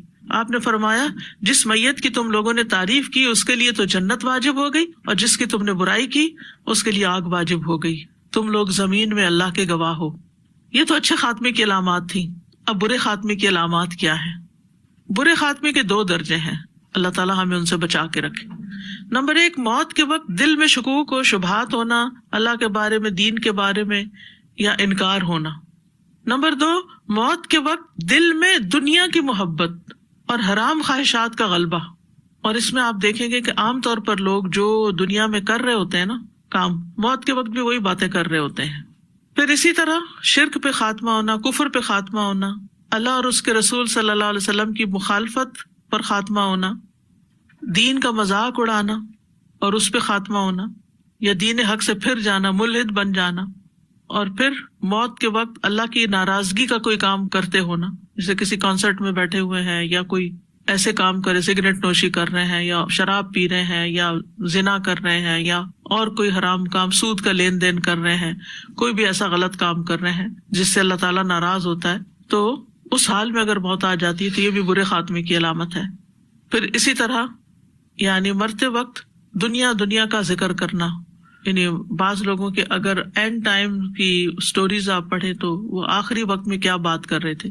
اس پر میں نے ایک آرٹیکل پڑھا تھا، ہاسپٹل میں کوئی ڈاکٹر تھا، اس نے لکھا تھا کہ میرے سامنے تقریباً 100 لوگوں کی ڈیتھ ہوئی ہے اور مختلف میرے تجربات ہیں، جس میں انہوں نے بتایا کہ کوئی میچ کی بات کر رہا تھا، وہ فلاں جیت گیا، فلاں ہار گیا، کوئی گانا گا رہا تھا، کوئی سودا بیچ رہا تھا، اور کوئی اور اسی طرح، یعنی جو کام دنیا میں وہ زیادہ کرتے تھے موت کے وقت، جو ہر وقت ہمارے خیالوں میں نہیں چیز چھائی رہتی، یعنی ہمیں اپنے اندر کے خیال کا بھی جائزہ لینا چاہیے کہ کیا چیز ہمارے اوپر غالب آئی بھی، حاوی ہوئی بھی ہے۔ تو وہ حاوی ہوئی بھی چیز جو ہے نا وہ موت کے وقت بھی حاوی رہتی ہے۔ پھر مثلا اگر کوئی اپنی اولاد کی بہت فکر کرتا ہے تو مرتے وقت انہی کا نام بار بار لے گا، اسی طرح مال سے محبت ہے تو مال کا ذکر بار بار کرے گا۔ پھر اسی طرح یہ ہے کہ قرض ادا نہ کرنا جو ہے وہ بھی برے خاتمے کا سبب بن سکتا ہے، یعنی جان بوجھ کے قرض ادا نہ کرنا۔ نبی صلی اللہ علیہ وسلم نے قرض کے ساتھ کیا معاملہ کیا اور آپ کی امت کیا معاملہ کر رہی ہے، اور ہم عام طور پر اس کو بڑا معمولی سمجھتے ہیں۔ اور آج کے دور میں آپ دیکھیں یہ فتنہ کتنا بڑھ گیا ہے، گھر خریدنا چاہتے ہیں تو قرض لے کر، گاڑی خریدنی ہے تو قرض لے کر، گھر کو ڈیکوریٹ کرنا تو قرض لے کر، شادی کرنی ہے تو قرض لے کر، تعلیم حاصل کرنی ہے تو قرض لے کر، ویکیشن پہ جانا ہے تو قرض لے کر، حتیٰ کہ عید کی قربانی کرنی ہے تو وہ بھی قرض پر، کریڈٹ کارڈ پر۔ کریڈٹ کارڈ پر آپ نے پے تو نہیں کیا ہوتا ابھی، وہ تو کسی اور نے آپ کی خرید کر دے دی نا، اس کو تو آپ مہینے بعد پے کریں گے، اور اگر اس سے بھی زیادہ آگے گیا تو پھر تو کچھ چیزیں تو ناگزیر ہو سکتی ہیں، یعنی قرض کا لین دین بعض حالات میں جو انسان بہت مشکل میں آ جاتا ہے تو ناگزیر ہوتا ہے، لیکن صرف عیش و عشرت کی خاطر قرض لیتے جانا اور دنیا بڑھانے کی خاطر، ایک گھر ہے معقول طریقے سے رہ رہے ہیں لیکن نہیں، اس سے زیادہ اچھا ہونا چاہیے، اس سے زیادہ بہتر علاقے میں ہونا چاہیے، اس سے زیادہ بڑی چیز ہونی چاہیے، بڑی گاڑی ہونی چاہیے، یعنی جو دل کے اندر خواہشات ہیں ان کو پورا کرنے کے لیے قرض پر چیزیں لیتے جانا جو ہے، یعنی اب تو یہ کہ بعضوں کا چھوٹی سے چھوٹی چیز بھی ہو، کچھ بھی خریدنا ہو، یعنی کیش کا تو بہت کم رواج رہ گیا، اور پھر اگر کارڈ سے دیتے بھی ہیں تو ڈیبٹ کارڈ کی بجائے کریڈٹ کارڈ پہ چیزیں لی جا رہی ہوتی ہیں۔ حالانکہ نبی صلی اللہ علیہ وسلم نے قرض میں پڑنے سے خبردار کیا ہے۔ جابر رضی اللہ عنہ کہتے ہیں ایک آدمی فوت ہو گیا، ہم نے اسے غسل دیا، حنوط لگائی، کفن پہنایا اور نماز جنازہ کے لیے رسول اللہ صلی اللہ علیہ وسلم کی خدمت میں حاضر ہوئے۔ چند قدم چل کر آپ نے پوچھا، یعنی آپ آ رہے تھے جنازہ پڑھانے، آپ نے پوچھا اس پر کوئی قرض تو نہیں؟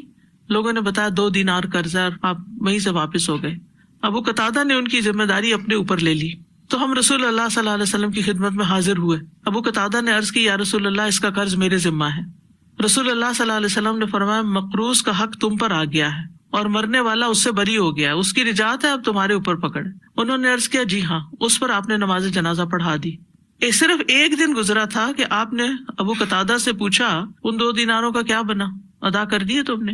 انہوں نے عرض کیا وہ کل ہی تو مرا ہے۔ بہرحال اگلے دن جب وہ آپ کی خدمت میں حاضر ہوئے تو عرض کیا یا رسول اللہ صلی اللہ علیہ وسلم میں نے قرض ادا کر دیا ہے۔ تو آپ نے فرمایا اب اس کا جسم ٹھنڈا ہوا ہے، یعنی میت کی کھال قبر میں ٹھنڈی نہیں ہو سکتی جب تک صحیح طور پر قرض ادا نہ ہو جائے۔ ابن عمر کہتے ہیں رسول اللہ صلی اللہ علیہ وسلم نے فرمایا جو شخص 1 دینار یا درہم کا قرض رکھتے ہوئے مرے وہ اس کے اعمال میں سے کاٹ لیا جائے گا، یعنی عمل اس کا لے لیا جائے گا، کیونکہ وہاں کوئی درہم و دینار نہیں ہوں گے۔ صحیح مسلم کی روایت میں ہے شہید سے سوائے قرض کے سب گناہ بخش دیے جاتے ہیں۔ آپ دیکھیں کہ اپنی جان دینے والا، اپنا خون بہانے والا، اس کا سب کچھ معاف ہے، پہلا قطرہ زمین پہ گرتا سب معاف ہو جاتا ہے، ایک چیز معاف نہیں ہوتی اور وہ قرض ہے۔ لیکن افسوس کے ساتھ کہنا پڑتا ہے کہ قرض کے معاملے میں لوگ بہت غفلت برتتے ہیں، یعنی لے لیا اور اس کے بعد بھول گئے۔ اگر کوئی بھول بھی جائے نا تو اس کو یاد کرا دینا چاہیے تاکہ اس کے اوپر نہیں، یا پھر معاف کریں، لیکن اکثر ایسے ہوتا ہے کہ لوگ واپس نہیں کرتے۔ اور ایسا نہیں ہوتا کہ کر نہیں سکتے، کر سکتے بھی ہوتے ہیں تو جان بوجھ کے نہیں کرتے، قرض میں رہنے کو پسند کرتے کہ کوئی ہمارا مال تو نہیں خرچ ہونا، کسی اور کا ہے، ہم اپنے کو کہیں اور انویسٹ کرتے ہیں، وہ زیادہ کی حوث ہے نا۔ پھر اسی طرح سوء خاتمہ میں خودکشی بھی آتی ہے، خودکشی۔ پھر موت کے وقت کلمہ نصیب نہ ہونا۔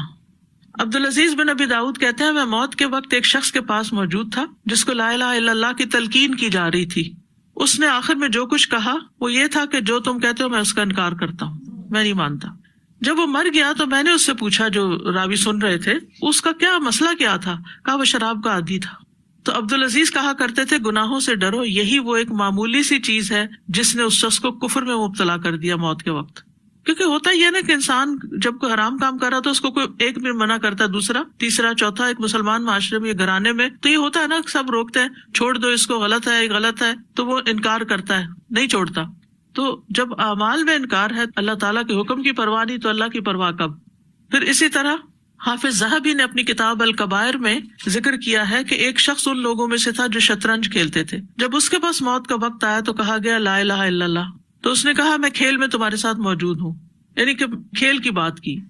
ابن قیم کہتے ہیں، ابن قیم رحمہ اللہ ایک شخص کے بارے میں مشہور تھا کہ وہ گانوں کو بہت پسند کرتا، تو ہر وقت گانے ہی گنگناتا رہتا تھا۔ جب موت کا وقت آیا تو کہا گیا لا الہ الا اللہ پڑھو، پھر وہ گنگنانا شروع ہو گیا، اس وقت بھی گانا گانے لگ گیا، حتیٰ کہ موت آ گئی اور لا الہ الا اللہ منہ سے نہیں نکلا۔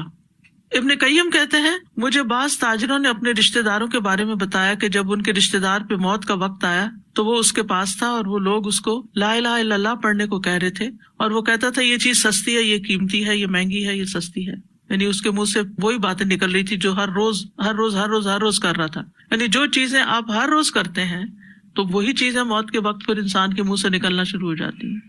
تو اس لیے بہت ضروری ہے کہ ہم حسن خاتمہ کی دعائیں بھی کریں اور اس کے ساتھ ساتھ اپنی ڈیلی روٹین کا جائزہ لیں کہ ہم کن مشغلوں میں پڑے ہوئے ہیں، کن کاموں میں پڑے ہوئے ہیں، اور ہماری آخرت کے لیے کون سا وقت ہے. ٹھیک ہے نمازیں ہم آٹو پہ پڑھ لیتے ہیں، بس پڑھی اٹھی.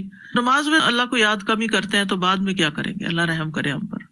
تو اپنی روٹین میں ایسی چیزیں یعنی آخرت کی یاد، اللہ کا ذکر، صدقہ خیرات، اور اگر روزے رکھنا مشکل ہو رہا ہے تو اس کی توفیق مانگیں کہ اللہ مجھے توفیق دے دے، میرے لیے آسان کر دے. جو نیکی بھی کرنا چاہتے ہیں اور حالات نہیں کرنے دے رہے تو اللہ سے مدد مانگنی شروع کر دیں. اور اگر یقین کے ساتھ اللہ سے مدد مانگیں گے، اللہ تعالیٰ غیب کے خزانوں سے مدد کرے گا اور آپ کو توفیق دے دے گا. حسن خاتمہ کی دعا میں ایک تو وہی ہے جو یوسف علیہ السلام کی دعا ہے، فاطر السماوات والارض انت ولی فی الدنیا والآخرہ توفنی مسلما والحقنی بالصالحین. اور پھر ابراہیم علیہ السلام کی دعا، رب ھب لی حکما والحقنی بالصالحین. اور پھر ربنا لا تزغ قلوبنا بعد اذ ہدیتنا، یعنی اللہ ہدایت دے دی ہے تو ہمیں بھٹکانا نہیں، ہمارے دل ٹیڑھے نہ کرنا، موت تک ہم ایمان پر قائم رہیں. یعنی مجھے حکمت عطا کرو، مجھے نیک لوگوں کے ساتھ ملا دے، اور پھر ہدایت دینے کے بعد دلوں کو ٹیڑھا نہ کر، اور اپنے پاس سے ہمیں رحمت عطا فرما. وَهَبْ لَنَا مِن لَّدُنْكَ رَحْمَةً إِنَّكَ أَنتَ الْوَهَّابُ، بلا شبہ تو ہی سب کچھ عطا کرنے والا ہے. پھر ربنا فاغفر لنا ذنوبنا وکفر عنا سیئاتنا وتوفنا مع الابرار. اے ہمارے رب بس ہمارے گناہ معاف کر دے اور ہماری برائیاں ہم سے دور کر دے اور ہمیں نیک لوگوں کے ساتھ موت دے. دیکھیں یہ دعا کوئی چھوٹی سی دعا نہیں ہے کہ نیک لوگوں کے ساتھ موت دے. اگر زندگی میں آپ نیک لوگوں کے ساتھ اٹھتے بیٹھتے نہیں ہیں تو موت کیسے ان کے ساتھ آئے گی؟ آپ دیکھیں کہ جب کوئی بیمار ہوتا ہے نا تو ہاسپٹل میں لوگ اس کو وزٹ کرنے کے لیے آتے ہیں. اگر آپ کبھی ہاسپٹل میں گئے ہوں، اگر کسی وارڈ میں جانے کا اتفاق ہو، اور دیکھو کہ ہر ایک وزٹرز مختلف ہوتے ہیں. وہ وزٹرز کون ہوتے ہیں؟ جو اس کے چاہنے والے ہوتے ہیں، جس سے اس کی دوستی ہوتی، جس سے اس کا تعلق ہوتا ہے. تو سوچیں کہ اگر ہمیں کوئی وزٹ کرنے آ رہا ہے تو کون آ رہا ہے، کیسے لوگ آ رہے ہیں، کن لوگوں سے میل جول اور کن کا آنا جانا ہم پسند کرتے ہیں.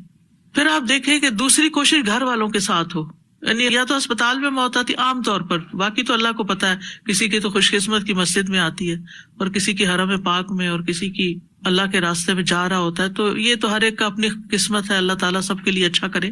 لیکن عمومی طور پر یا انسان گھر میں مرتا ہے یا اسپتال میں مرتا ہے نا. تو ان دو جگہوں پر ہمارے آس پاس کون ہوگا؟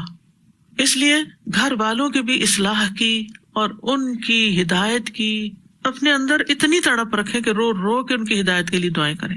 کیونکہ بعض اوقات چیزیں بنی بنائی نہیں ملتی. کچھ لوگ تو ہوتے ہیں نا، ان کو بنا بنایا ماحول مل جاتا ہے، نیک شوہر مل گیا، نیک اولاد مل گئی، نیک بہن بھائی ہوئے، آخری وقت میں وہی پاس ہیں تو کلمہ پڑھ رہے ہیں اور ذکر کر رہے ہیں، اور کوئی قرآن پڑھ رہا ہے اور کوئی کچھ کر رہا ہے. لیکن اگر آپ سمجھتے ہیں کہ آپ کے ساتھ ایسا نہیں ہے تو پھر اس کی دعا شروع کر. اللہ تعالیٰ غیب کے خزانوں سے مدد کرے گا اور اسباب پیدا کر دے گا. کیونکہ جس چیز کی ہم طلب رکھتے ہیں نا تو اللہ بھی ہماری سچائی کو جانتا ہے کہ ہم کیا چاہتے ہیں. تو ان کے لیے دعائیں کریں. اور پھر اگلی دعا میں کیا ہے؟ ربنا افرغ علینا صبرا وتوفنا مسلمین. اللہ اسلام کی حالت میں فرما برداری کرتے ہوئے، اطاعت کرتے ہوئے ہمیں موت آئے. پھر مسند احمد کی روایت ہے، اللہم توفنا مسلمین واحینا مسلمین والحقنا بالصالحین غیر خزایا ولا مفتونین. اے اللہ ہمیں حالت اسلام میں موت عطا فرما، حالت اسلام میں زندہ رکھ اور نیک لوگوں میں شامل فرما کہ ہم نہ رسوا ہوں اور نہ کسی فتنے کا شکار ہوں. کیونکہ انسان اپنے دوستوں سے پہچانا جاتا ہے نا. تو نیک لوگوں کا ساتھ پانے کے لیے نیک لوگوں کی صحبت اختیار کی جائے، کیونکہ المرء مع من احب، انسان انہی کے ساتھ ہوگا جن سے وہ محبت کرتا ہے. پھر ہے اللہم احسن عاقبتنا فی الامور کلها واجرنا من خزی الدنیا وعذاب الآخرہ. اے اللہ تمام معاملات میں ہمارا انجام اچھا کر دے اور ہمیں دنیا کی رسوائی اور آخرت کے عذاب سے محفوظ رکھ. بسر بن ارطاد کہتے ہیں کہ میں نے نبی صلی اللہ علیہ وسلم کو یہ دعا کرتے ہوئے سنا، یعنی اے اللہ میرے معاملات میں سے ہر کام کا انجام اچھا ہو. اللہم احسن عاقبتنا فی الامور کلہا، سارے کام ہر چیز کا انجام اچھا ہو. ہمارا کیا حال ہوتا ہے کہ جب کوئی اہم کام ہوتا ہے، کوئی بڑا فنکشن ہے، کوئی پارٹی ارینج کر رہے ہیں، کوئی بزنس کر رہے ہیں، تو اس میں ہم فکر مند ہوتے ہیں اور دعا کر لیتے ہیں یا اللہ اس کا انجام بخیر ہو. یا کوئی سفر پہ جا رہا ہو، عام طور پر چھوٹے چھوٹے معاملات میں نہیں، اگرچہ ہمیں فکر ہوتی ہے لیکن ہم دعا نہیں کرتے. جیسے کھانا ہی پکانے لگتے ہیں تو ہمیں نہیں خیال آتا کہ اس کا بھی انجام اچھا ہو، کہ عین آخر میں جل ہی نہ جائے. تو یہ دعا اتنی خوبصورت ہے کہ سارے معاملات میں ہمارا انجام اچھا ہو، ہر چیز کا اینڈ اچھا ہو. وَأَجِرْنَا مِنْ خِزْيِ الدُّنْيَا وَعَذَابِ الْآخِرَةِ، ہمیں دنیا کی تباہی اور ہلاکتوں سے بچا. دنیا کی رسوائی اور دنیا کی تباہی اور اس کی مصیبتیں اور اس کا دھوکہ اور اس کا شر اور اس کی ذلت اور حقارت اور بے عزتی، یہ سب چیزیں بھی اللہ ان سے محفوظ رکھے، اور آخرت کے جتنے بھی عذاب کی قسمیں ان سب سے بھی. پھر ایک اور دعا ہے سلسلہ صحیحہ کی، اللہم انی اسألک عملا بالحسنات وترکا للمنکرات واذا اردت فی قوم فتنة وانا فیہم فاقبضنی الیک غیر مفتون. اے اللہ، بے شک میں تجھ سے نیکیاں کرنے اور برائیوں کو ترک کر دینے کا سوال کرتا ہوں، اور جب تو لوگوں کو فتنے میں مبتلا کرنا چاہے اور میں وہاں موجود ہوں تو مجھے فتنے سے بچا کے اپنے پاس بلا لینا. یعنی اگر کوئی ایسا مسئلہ یا مرحلہ آ جائے کہ میں بیچ میں گھسیٹا جا رہا ہوں تو یا اللہ مجھے تو تم اپنے پاس بلا لینا اور فتنوں سے بچا لینا. ابن رجب کہتے ہیں اس کے بارے میں، وَإِذَا أَرَدْتَ فِتْنَةً فِي قَوْمٍ، وہ کہتے ہیں کہ اس دعا کا مقصد یہ ہے کہ جب تک انسان دنیا میں زندہ رہے دنیا کے فتنوں سے سلامتی میں رہے.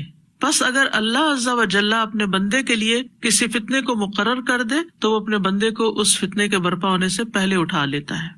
تو بہرحال یہ بڑی اہم دعاؤں میں سے ہے یہ بھی. اور پھر اللہم بعلمک الغیب وقدرتک علی الخلق احیینی ما علمت الحیات خیرا لی وتوفنی اذا علمت الوفات خیرا لی.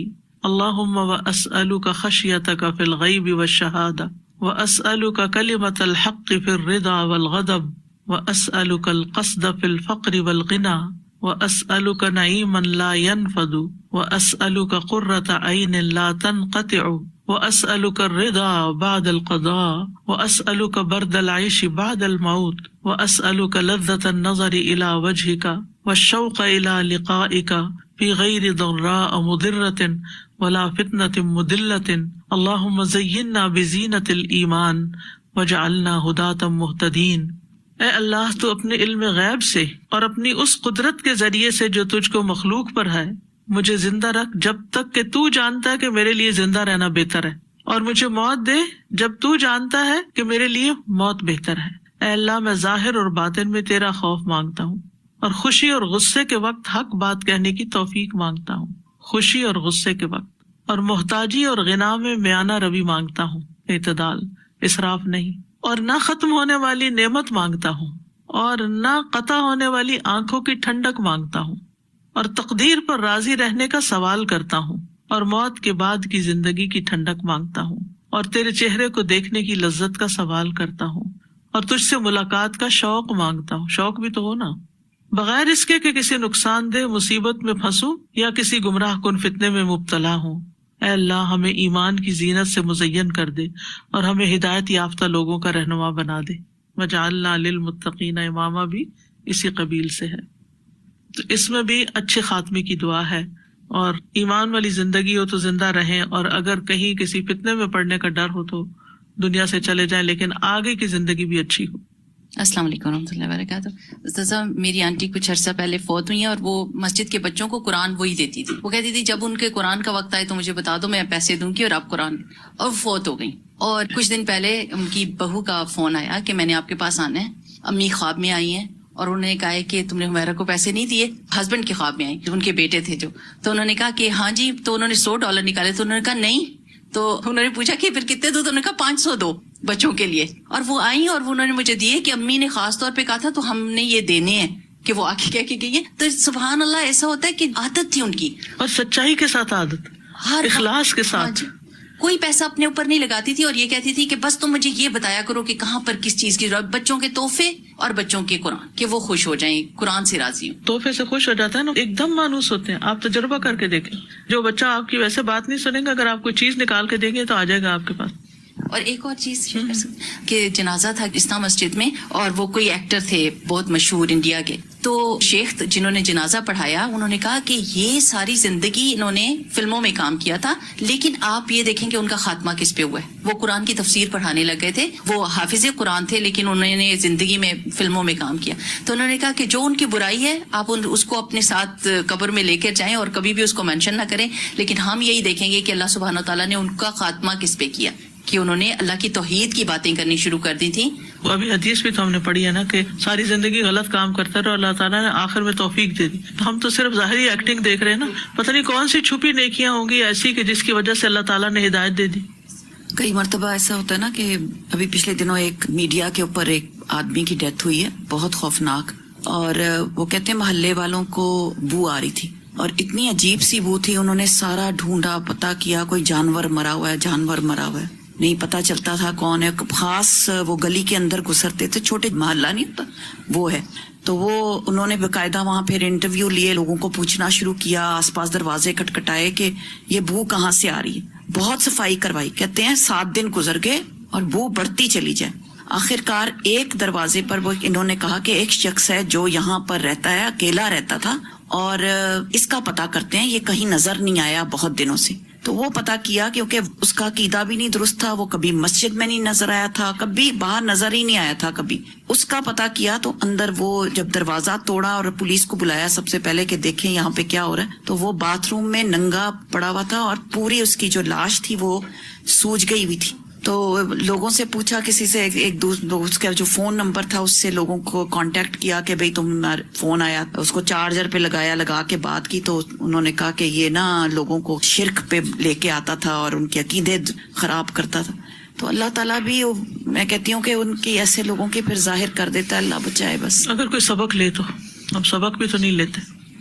استاذہ، جب نیک لوگوں کے ساتھ خاتمے کی بات ہوتی ہے، اس کا ایگزیکٹلی کیا مطلب ہوتا ہے؟ جیسے نیک لوگوں کی صحبت تو ہوتی ہے، لیکن نیک لوگوں کے ساتھ خاتمہ کیا مطلب ہوا؟ یعنی آخر ہمارا نیک لوگوں کی ہی ساتھ ہو، دنیا میں بھی اور آخرت میں بھی. یعنی جب ہم فوت ہوں تو اس وقت ہمارے ساتھ نیک لوگ ہی ہوں.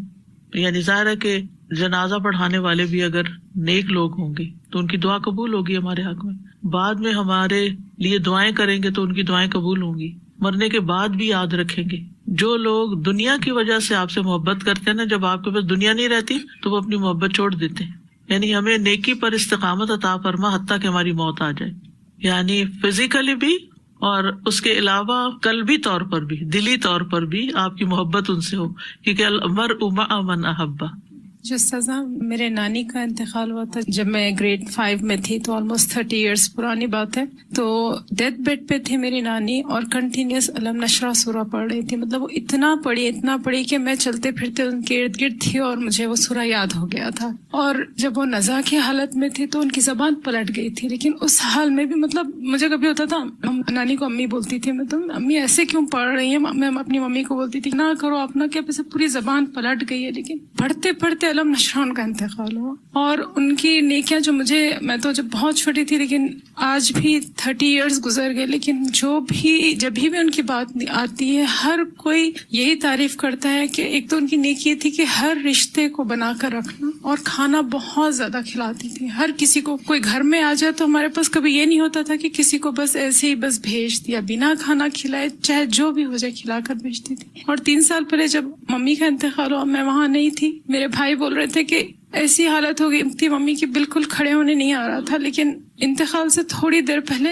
بھائی کو بولے کہ مجھے وضو کرو. بھائی لے جا کے خود وضو کرائے، آ کر ممی لیٹے اور خاموش لیٹ گئے. تو بھائی نے بولا کہ ممی آپ کیا ذکر کر رہے ہو؟ تو ممی جس ایک اشارے سے کہ میں اللہ کا ذکر کر رہی ہوں، ایک اشارے سے بھائی نے پوچھا تو بھائی نے اپنے گود میں ممی کو لٹا لیا. تو اسی حال میں ذکر کرتے کرتے بس منہ چل رہا ہے اور انتقال ہو گیا. ممی کے انتقال کے بعد میں بھی بڑے بہترین خواب ممی کے لیے دیکھی. دوسرا، پھر ممی کسی کے خواب میں آ کر بولے کہ ممی کبوتروں کو کھانا ڈالنے کے لیے پیسے دیتے تھے. تو 2 جگہ ہم لوگوں کو پتا تھی، تیسری ہم کو نہیں پتا تھی. تو تیسری کا بتایا خواب میں کہ میں وہاں پر پیسے دیتی تھی، تو ان لوگوں کو پیسے دو. جب جا کے پتا چلا تو پتا چلا وہاں دیتے تھے. سبحان اللہ. تو زندگی ممی کی بھی بس دین کے کام کے لیے بس جو بہتر سے بہتر کرو، اور کہاں کہاں جا کے سبحان اللہ لوگوں کی مدد کرتے تھے. ہم کو تو پتا بھی نہیں تھا کہ بعد میں کتنی چیزیں پتا چلی. تو جیسی زندگی گزرتی ہے سبحان اللہ خاتمہ ویسا ہی ہوتا ہے. اور یہ جو آپ کی بات سن کے مجھے یاد ہے کہ یہ جو طیبین کی بات ہے، طیب کا مطلب پاک ہوتا ہے نا، کہ مجھے وضو کراؤ،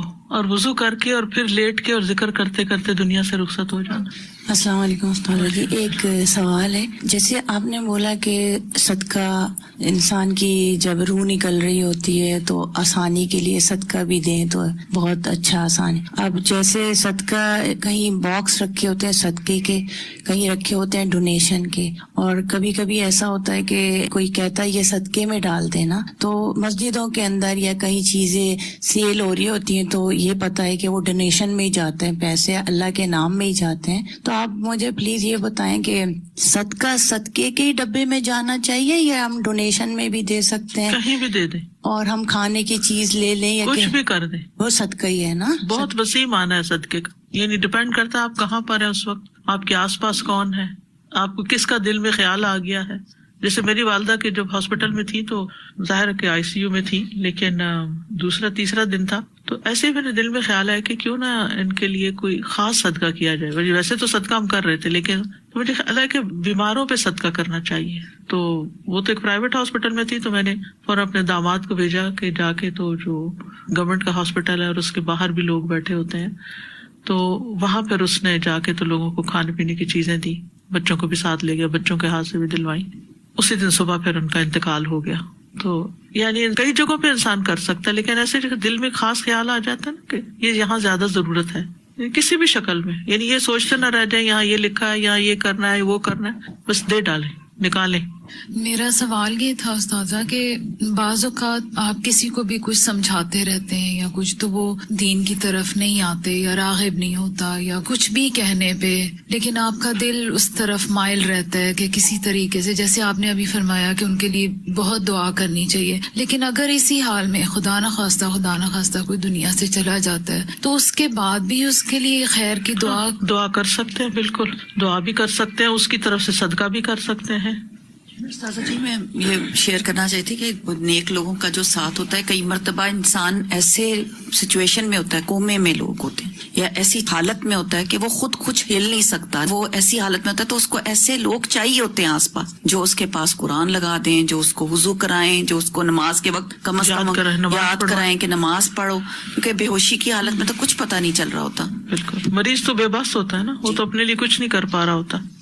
عام طور پہ جب حالت خراب ہوتی تو یاسین سنائی جاتی ہے، تو میں نے یہ کہا کہ جب میرا وقت آئے یاسین بھی سنائی جائے، لیکن جو بھی میرے پاس بیٹھا وہ کلمہ ضرور پڑھتا رہے.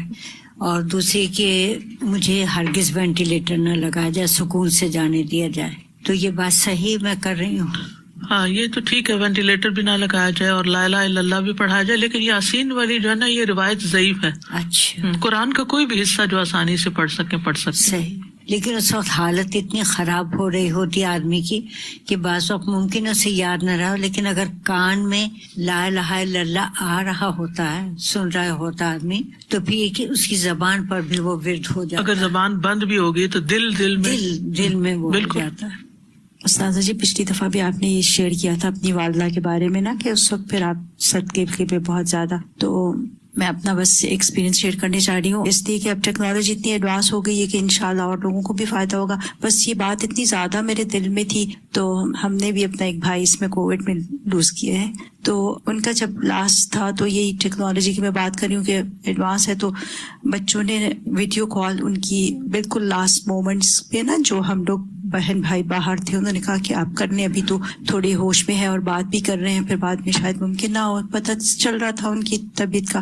تو اس وقت انہوں نے جیسے ہی کرائی تو فوراً میرے ذہن میں آپ کی وہ بات آئی، اور استاذہ جی بالکل کلاس شروع ہونے والی تھی اور فوری طور پہ اب سمجھ میں نہیں آتا تو مجھے وہی ایپ کھولا اور اس میں اللہ کا توفیق جتنی تھی تو صدقہ ان کی اس نیت کے ساتھ، تو سبحان اللہ، اللہ تعالیٰ نے اتنی چیزیں آسان کر دی. اور پھر کلاس کے ختم ہونے سے پہلے ہی اللہ سبحانہ تعالیٰ نے ان کے لیے آسانی فرما دی. تو میں صرف اس لیے شیئر کر رہی ہوں کہ آج کل ٹیکنالوجی سے فائدہ ہمیں اٹھانا چاہیے، ورنہ تو بعض اوقات انسان سوچتا ہے کہ یہاں آس پاس کوئی ہے نہیں تو اب کریں کیا. پھر دعا ہے اللہم اصلح لی دینی الذی ہوا عصمت امری واصلح لی دنیای التی فیہا معاشی واصلح لی آخرتی التی فیہا معادی واجعل الحیاۃ زیادۃ لی فی کل خیر واجعل الموت راحۃ لی من کل شر. اے اللہ میرے دین کو درست فرما جو میرے معاملات کا محافظ ہے، اور میری دنیا کو درست فرما جس میں میرا معاش ہے، اور میری آخرت کو درست فرما جس میں میرا لوٹنا ہے، اور میری زندگی کو ہر بھلائی میں میرے لیے زیادتی کا باعث بنا دے، اور موت کو میرے لیے ہر شر سے راحت کا باعث بنا دے، یعنی میری موت میرے لیے ہر تکلیف سے دور ہونے کا ذریعہ بن جائے۔ ابو ہریرہ کہتے ہیں کہ رسول اللہ صلی اللہ علیہ وسلم یہ دعا مانگا کرتے تھے۔ ایک اور دعا بھی ہے، یہ حضرت عمر کی دعا ہے، اللہم ارزقنی شہادۃ فی سبیلک واجعل موتی فی بلد رسولک صلی اللہ علیہ وسلم۔ اے اللہ مجھے اپنے راستے میں شہادت عطا کر اور میری موت اپنے رسول کے شہر میں مقدر کر دے، آمین۔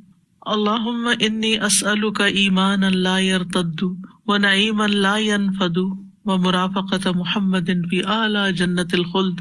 اے اللہ میں آپ سے ایسے ایمان کا سوال کرتا ہوں جس میں کبھی ارتداد نہ آئے، یعنی مرتد نہ ہوں، ایسی نعمتوں کا سوال کرتا ہوں جو کبھی ختم نہ ہو، اور ہمیشہ کی جنت کے بلند حصے میں محمد صلی اللہ علیہ وسلم کی رفاقت یعنی ان کے ساتھ رہنے کا سوال کرتا ہوں، آمین۔ پھر ایک اور دعا ہے، اللہم انی اعوذ بک من الہدم واعوذ بک من التردی واعوذ بک من الغرق والحرق والہرم واعوذ بک ان یتخبطنی الشیطان عند الموت واعوذ بک ان اموت فی سبیلک مدبرا واعوذ بک ان اموت لدیغا۔ اے اللہ میں تیری پناہ چاہتا ہوں کہ کوئی چیز، مکان یا دیوار مجھ پہ آ گرے، ہدم منہدم ہو، یا کسی بلند مقام سے گر پڑوں یعنی گر کے نہ مروں، اور میں تیری پناہ چاہتا ہوں کہ غرق ہونے سے یعنی پانی میں ڈوب کے، جلنے سے یعنی آگ میں، یا از حد بوڑھا ہو جانے سے یعنی اس سے بھی مجھے بچانا، اور میں تیری پناہ چاہتا ہوں اس سے کہ شیطان مجھے موت کے وقت بدحواس کر دے، اور اس بات سے پناہ مانگتا ہوں کہ تیرے راستے میں جہاد سے پیٹ پھیرتے ہوئے مروں، یعنی دین کے کام سے منہ موڑ کے مروں، اور میں اس سے پناہ مانگتا ہوں کہ زہریلے جانور کے کاٹنے سے مجھے موت آئے۔ یعنی یہ کچھ موتوں سے بچنے کی دعا ہے۔ اللہ سبحانہ وتعالی ہم سب کا خاتمہ ایمان پر کرے۔ وآخر دعوانا ان الحمد للہ رب العالمین۔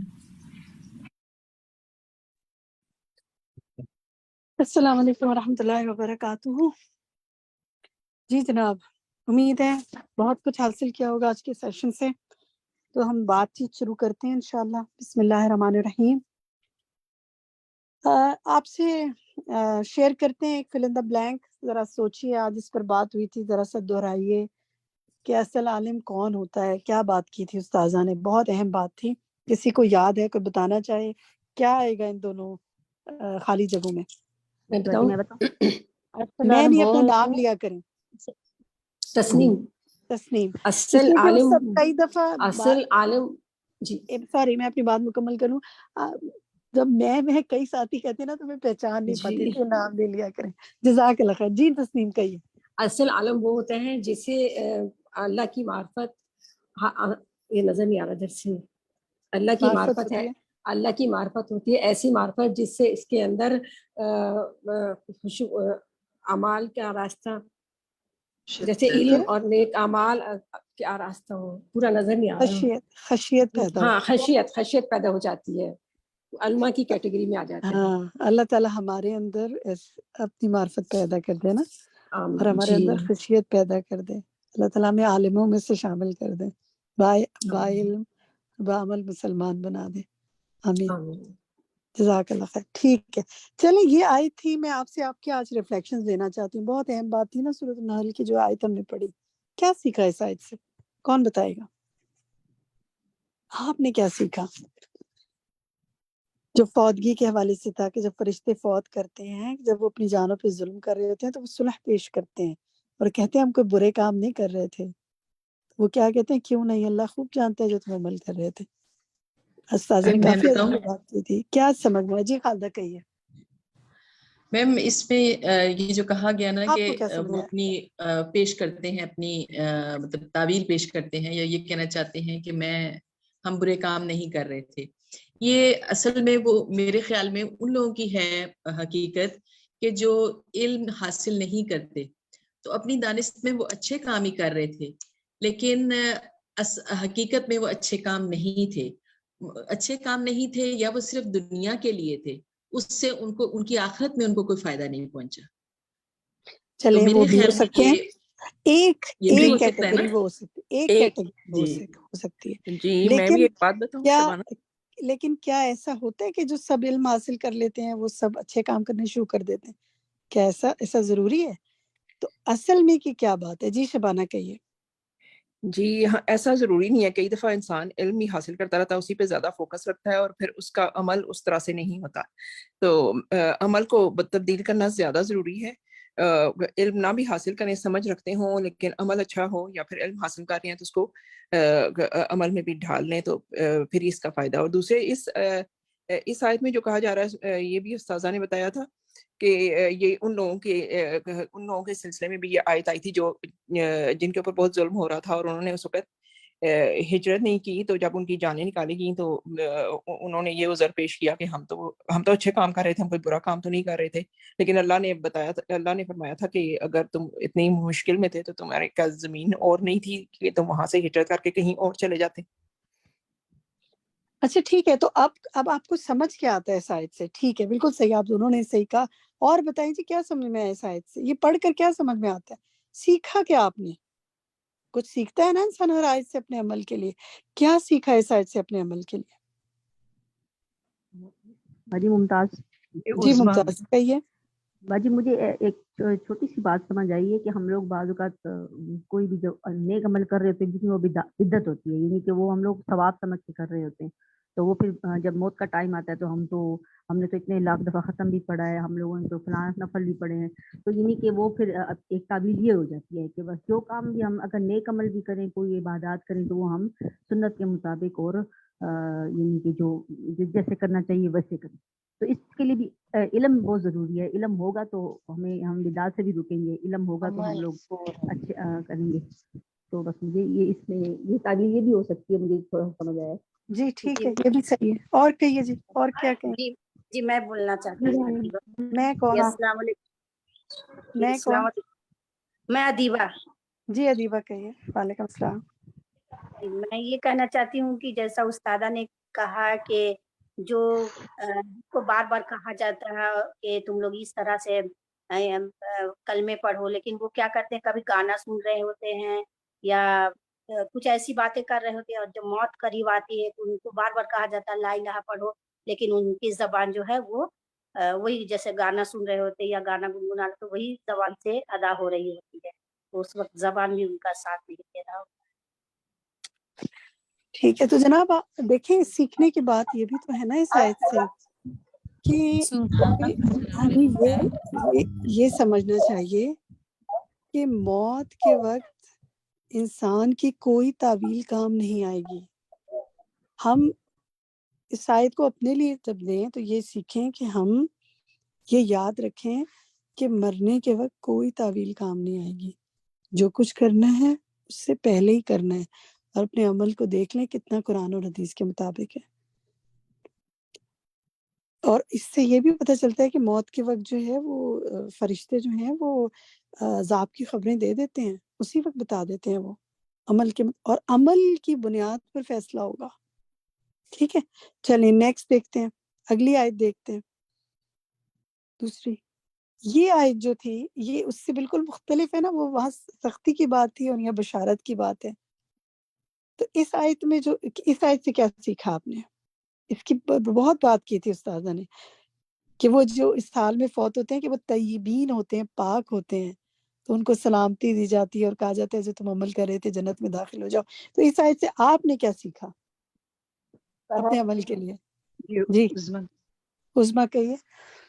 جی جیسے کہ اس میں اتنی خوبصورتی سے بتایا گیا کہ مومن کی جو انجام ہے، جو اس کی آخر جو وہ فوت ہوگا تو اس کا کیا اس کا عمل ہوگا، تو اس کے عمل اچھے تھے تو اس کو یہ اتنی خوبصورت چیزیں ملی. تو اللہ سے دعا ہے کہ اللہ تعالیٰ جو بھی آج ہم نے سنا ہے اس کے اوپر ہم بہت اچھے طریقے سے عمل کریں اور ہم بھی ان لوگوں میں شامل ہو جائیں کہ ہم بھی طیب لوگوں میں سے کہلائیں اور ہمارا انجام اچھا ہو. آمین آمین. شہناز آپ کہیے. جی السلام علیکم. میں بھی یہی کہنا چاہ رہی تھی کہ ہم عمل کے ساتھ ساتھ علم کے ساتھ ساتھ عمل کے ساتھ ساتھ پھر دعائیں، یہ بھی ہمارے لیے بہت ضروری ہے، کیونکہ پتہ نہیں کب اور کس وقت ہمیں شیطان بہکا دیتا ہے سال میں کہ ہم کیا کہتے ہیں کچھ بھی کر رہے ہوتے ہیں، لیکن ہمیں یہ سوچ کے کرنا چاہیے کہ کیا پتہ یہ ہماری زندگی کا آخری وقت ہی ہو. تو ہمیں ہر کام کو بہت سوچ سمجھ کے دنیا میں زندگی گزارنی چاہیے، ہر لمحے ہر وقت، کہ اللہ جی میاں ہمیں شبانہ نیک میں لوگوں میں شامل کر لے. ٹھیک ہے شبانہ آپ کہیے. جی میں یہ کہنا چاہوں گی کہ مومن جو ہے دنیا میں جب اچھے کام کرتا ہے اور ساری زندگی اللہ کی فرما برداری میں گزارتا ہے، تو جب اس کی موت کا وقت ہوتا ہے اس کے لیے سب سے زیادہ خوشی اور راحت کا وقت ہوتا ہے، کیونکہ وہ اللہ سے ملاقات کرنے جا رہا ہوتا ہے. ٹھیک ہے، یہ سیکھا آپ نے. چلیے نیکسٹ دیکھتے ہیں ذرا سے. اس میں جو ایک لفظ ہے نا طیبین، یہ بہت اہم بات ہے، اس میں بہت بات ہوئی تھی. یہ بتائیے کہ طیب شخص جو ہے، یہ جب یہ لفظ کسی انسان کے لیے استعمال ہوتا ہے تو اس میں کیا کیا چیزیں شامل ہوتی ہیں؟ آپ چیٹ میں بھی لکھ سکتے ہیں. کون جی بتائے گا کیا کیا شامل؟ میں بریرہ بتاؤں؟ ادیبہ. فریدہ بتائیے. جی ٹیچر میں بریرہ. ایسا انسان استاذہ نے کہا تھا، ایسا انسان طیب ہوتا ہے جو جہالت، شرک اور کبھی اعمال سے اپنے آپ کو پاک کرتا ہے. اصل ایسا انسان طیب میں شامل ٹھیک ہوتا ہے. ہے. ایک اور جی اور جی میں کچھ بولوں. اور؟ جی جی نام جی بتائیں اپنا. جی ایکچولی ادیبہ. ادیبہ بتائیے. ادیبہ. جی طیب لوگ وہ ہوتے ہیں جو اپنے پیچھے سب اشاریہ کا بہت احترام کرتے ہیں اپنے زندگی میں، اور جب موت قریب آتی ہے تو وضو کے حالت میں ہوتے ہیں، ذکر کرتے ہیں، یعنی ہر وقت وہ اللہ سے باتیں کیا کرتے ہیں. ہاں نہیں دیکھیے، ذکر اس میں نہیں آ رہا. اس میں اس کو تھوڑا سا اور اسپیسیفک کریں. ضروری نہیں ہے کہ وہ صرف موت کے وقت وضو کی حالت میں ہو. اور جی سوچیں، ہمیشہ صفائی جی ستھرائی کا خیال رکھتے ہیں. جی چلیے السلام علیکم. ظاہری جی طور پہ میں صاف. یہی کہنا چاہتی تھی، جی کہ وہ اپنے آپ کو مطلب ایسے اچھے صاف ستھرے کپڑوں میں رکھیں اور سب کے سامنے اس طرح سے اپنے آپ کو مطلب پریزنٹ کریں رہیں ہر وقت صاف ستھرے کے، دیکھنے ٹھیک، والوں کو بھی اچھے لگیں. جی بالکل. یہ بھی ایک کیونکہ طیب دیکھیں بعض اوقات ہوتا ہے. کراہت محسوس ہوتی ہے نا کچھ کسی چیز سے، جی کچھ گندگی لوگوں سے، کو دیکھ ماحول کر سے. وہ بالکل. طیب نہیں ہوتا پھر. ٹھیک جی ہے الحمدللہ. اچھا ٹھیک ہے. دیکھیں اس میں 3 چیزیں انہوں نے بتائی تھی. تینوں بہت اہم پوائنٹ ہے، ذہن میں رکھیے گا. ہر قسم کی باطنی طور پہ برے عمل سے پاک ہونا، علم اور ایمان اور نیک عمل رکھنا، حاصل ان سے آراستہ ہونا، اور ظاہری طور پر صاف ستھری اور اچھی حالت میں ہونا. الحمدللہ. چلیں نیکسٹ اللہ تعالیٰ ہمیں ان میں سے کر دینا. پھر حسن خاتمہ کی علامات تھی. یہ کچھ علامات تھیں، آپ انشاءاللہ اس کو پڑھ لیجئے گا. 2 علامات ہیں حسن خاتمہ کی علامات میں. کئی چیزیں استاذہ نے ڈسکس کی تھی نا، تو انشاءاللہ یہ آپ نے پڑھنی ہے، کسی سے آپ نے شیئر کرنی ہے ضرور کہ کیا حسن خاتمہ کی علامات ہے. اور برے خاتمے کے 2 درجے تھے. وہ کوئی بتا سکتا ہے آپ میں سے کہ برے خاتمے کے 2 درجے کیا ہیں؟ تسنیم میں بتاؤں. تسنیم بتائیے. جی ایک تو موت کے وقت دل میں شکوک اور انکار ہونا، اور دوسرا یہ کہ موت کے وقت دل میں دنیا کی محبت اور حرام خواہشات کا غلبہ ہونا. بالکل وہ جو بات ہماری ایک ساتھی نے ابھی کی تھی کہ موت کے وقت نہ جانے کہ کس چیز میں انسان ملوث ہو اور خواہشات اس پر غالب آ جائیں. ایسی اللہ تعالیٰ سے دعا مانگنی چاہیے کہ اللہ تعالیٰ ہمیں بری موت سے بچائے. اور آخر تک ربنا لا تزغ قلوبنا بعد اذ ہدیتنا، یہ دعا بہت مانگا کریں. اچھا چلیں، ایک آج ہمارے پاس بہت سی چیزیں تھیں آج کے لیسن میں سب سیکھنے کے لیے. آپ کے ساتھ اس لیے شیئر کر رہے ہیں کہ یہ آپ اور لوگوں سے مذاکرہ کریں، ڈسکس کریں. دیکھیں یہ حدیث جو ہے نا، اس حدیث سے آپ کو کیا سمجھ میں آیا؟ ایک بات جو سمجھ میں سیدھی سی آتی ہے، وہ کوئی بتا سکتا ہے؟ توقیر بتائیے. جب بھی کوئی موت ہو جائے تو اس کے ہمیشہ اچھے الفاظ میں یاد کرنا چاہیے، کبھی بھی اسے برے الفاظ سے یاد نہیں کرنا چاہیے. بہت اچھی بات کی آپ نے، یہی کی پوائنٹ ہے اس میں، تاکہ ہمیں بھی لوگ اچھے الفاظ میں یاد کریں. یہ بات یاد رکھیں. یہ جو جملہ ہے نا، تم لوگ زمین میں اللہ تعالیٰ کے گواہ ہو، تو ایسے بس یاد رکھیے گا کہ میں گواہی دے رہی ہوں. یہ فرت آپ سے میں نیکسٹ حدیث پہ لے لیتی ہوں. یہ جو نیکسٹ حدیث ہے اس پر بتائیے کیا اپنے عمل کے لیے کیا سمجھ میں آیا؟ قرض کے لیے کہا گیا تھا کہ جو جس پہ قرض ہوتا ہے اور نا جو ہے اس کے لیے پھر جو ہے اس کا قرض معاف نہیں ہوتا. شہید پہ بھی قرض معاف نہیں، وہ تو ہے. کہا ہے نا. اس تو حدیث اس کو دیکھ کے آپ کو لیے اپنے جو عمل کے لیے کیا سمجھ میں قرض آتا ہے؟ کیا میں بتاؤں. جی میں فرت آپ بتا رہی تھی، آپ بتائیں، اپنے کمپلیٹ عمل کریں. کے لیے یہ کہ ہم اپنے عمل، جی میں یہ بتانا چاہ رہی تھی کہ اپنے آپ قرض نہ لیں اور نا اپنی زندگی کو سادہ اگر گزاریں گے تو ہم لوگ قرض جو ہے نا ہم لوگ اپنی آسائشوں کے لیے لیتے ہیں، ضرورت تو صرف کھانا پینا اور یہ ہے، مگر چلیں ہم لوگ جو ہے اگر نا کبھی قرض لے قاضی کوئی، سے اگر کوئی کسی کو ضرورت پڑ بھی لے جائے لیں تو ادا سب سے پہلے ادا کریں، سب سے ہاں، پہلے ادا کرنے کوشش کی، کریں کہ ہاں ادا کریں، تاکہ اصل بات ہے، کس وقت ہمیں پتہ نہیں موت آ جائے تو پھر ہمارا نہیں پتا کہ ہم نے کس وقت ٹھیک ہے مر جانا ہے، تو ٹھیک کبھی ایسا ہوتا ہے کہ کسی کو پتہ نہیں ہوتا، اگر جیسے آپ کوئی چیز لے رہے ہیں، میرے بچوں کو نہیں پتا میں نے کوئی چیز ہے نا کسی سے کوئی ادھار چیز لی ہے، اور پھر میرے بچوں نے مجھے اگر موت آ گئی تو میرے بچوں کو تو نہیں پتا نا کہ امی نے کس سے ہاں لی تھی اور کہاں دی تھی، تو اس وجہ سے یہ دوسری ہمیشہ، بہت اہم بات ہے اور جی، یہ یہ بہت میں جزاک ضرور اللہ میں خیر فرت، ضرور ایک یہ کرتی ہوں، ہاں جی، آپ کیا کرتی ہیں بتائیے؟ میں یہی ہوتا ہے کہ کبھی کوئی ایسا ہوتا ہے جیسے کبھی کوئی چیز لینی ہے، اور اگر میں نے اس میں کچھ پیسے کسی کے رہتے ہیں تو میں اپنے بچوں کو ضرور بتاتی ہوں، گھر میں بتاتی ہوں، تو ہاں کہتے ہیں یہ امی آپ یہ کیوں بہت کہتی ہیں، اچھی، یہ کہتے ہیں بہت بچے اچھا کام بیٹا کرتی ہیں، میں پتہ نہیں صبح میں مجھے دیکھنا نصیب ہوگی نہیں ہوگی، تو میں تمہیں بتا رہی ہوں کہ یہ میں نے یہ پیسے دینے ہیں۔ الحمدللہ یہ بہت اہم نقطہ بتایا ہے فرد نے کہ قرض سے حد الامکان بچنے کی کوشش کریں، اگر لینے کی کبھی ضرورت پڑی کسی نے لیا ہے تو پھر اس کو ادائیگی کی جلد کوشش کریں، اور کسی نہ کسی کو بتائیں، چاہے وہ تھوڑا سا بھی اماؤنٹ ہو کہ میں نے کسی کا قرض دینا ہے، کوئی ڈائری میں لکھ کر یا کسی کو بتا دیں کہ یہاں رکھی ہوئی ہے، سب یہاں سے دیکھ لینا۔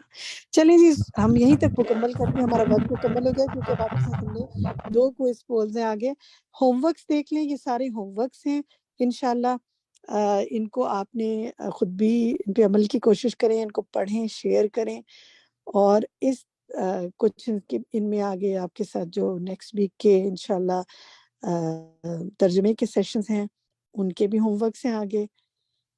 اس میں ایک قرض کے حوالے سے کئی ہم نے احادیث آپ سے شیئر کی ہیں، اور یہ دیکھیں کہ میں کن کاموں میں مصروف ہوں، یہ کام ضرور دیکھیے گا جی۔ نیکسٹ سلائیڈ دکھاتے جائیں آپ۔ جزاکم اللہ خیرن کثیرہ۔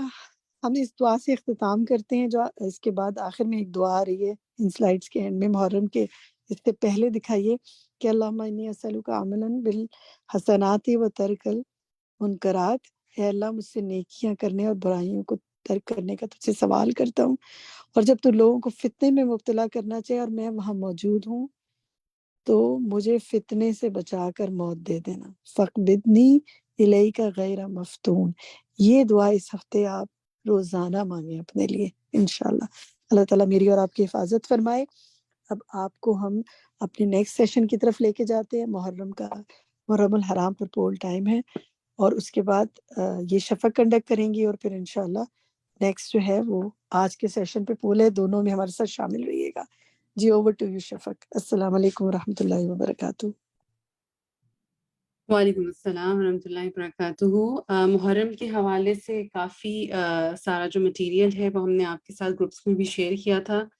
مجھے پوری امید ہے کہ آپ خود بھی پڑھتے ہوں گے، اور باقی اپنے ساتھی، دوست، پڑوسی، رشتہ دار، اور خاص کر کے جو گھر میں آپ کے ساتھ لوگ رہتے ہیں، آپ کے بچے ہیں یا آپ کے ہو سکتا ہے نواسے ہوں، نواسیاں ہوں، پوتے ہوں، پوتیاں ہوں، تو ضرور ان کے ساتھ یہ اسلامک ایونٹس کے حوالے سے جو ہم انفارمیشن آپ کے ساتھ شیئر کرتے ہیں اس کو ضرور آگے پاس آن کیا کریں، کیونکہ علم جو ہے وہ بتانے سے محفوظ ہوتا ہے، اور یہ بہت سارے اس میں ایسے ریمائنڈرز ہوتے ہیں جو ہم بھول جاتے ہیں، تو جب ہم دوسروں کو بتاتے ہیں اور گو تھرو کرتے ہیں تو یہ ہے کہ وہ چیزیں ریکیپ ہو جاتی ہیں، اور پھر یہاں ہم تو حرمتوں کی بات کر رہے ہیں نا، تو انشاءاللہ خیال یہ رکھنا ہے کہ کوئی عمل ہم میں سے کسی سے نہ ہو جائے کہ حرمتیں پامال ہوں، ٹھیک ہے؟ تو اس کے لیے جاننا بہت ضروری ہے۔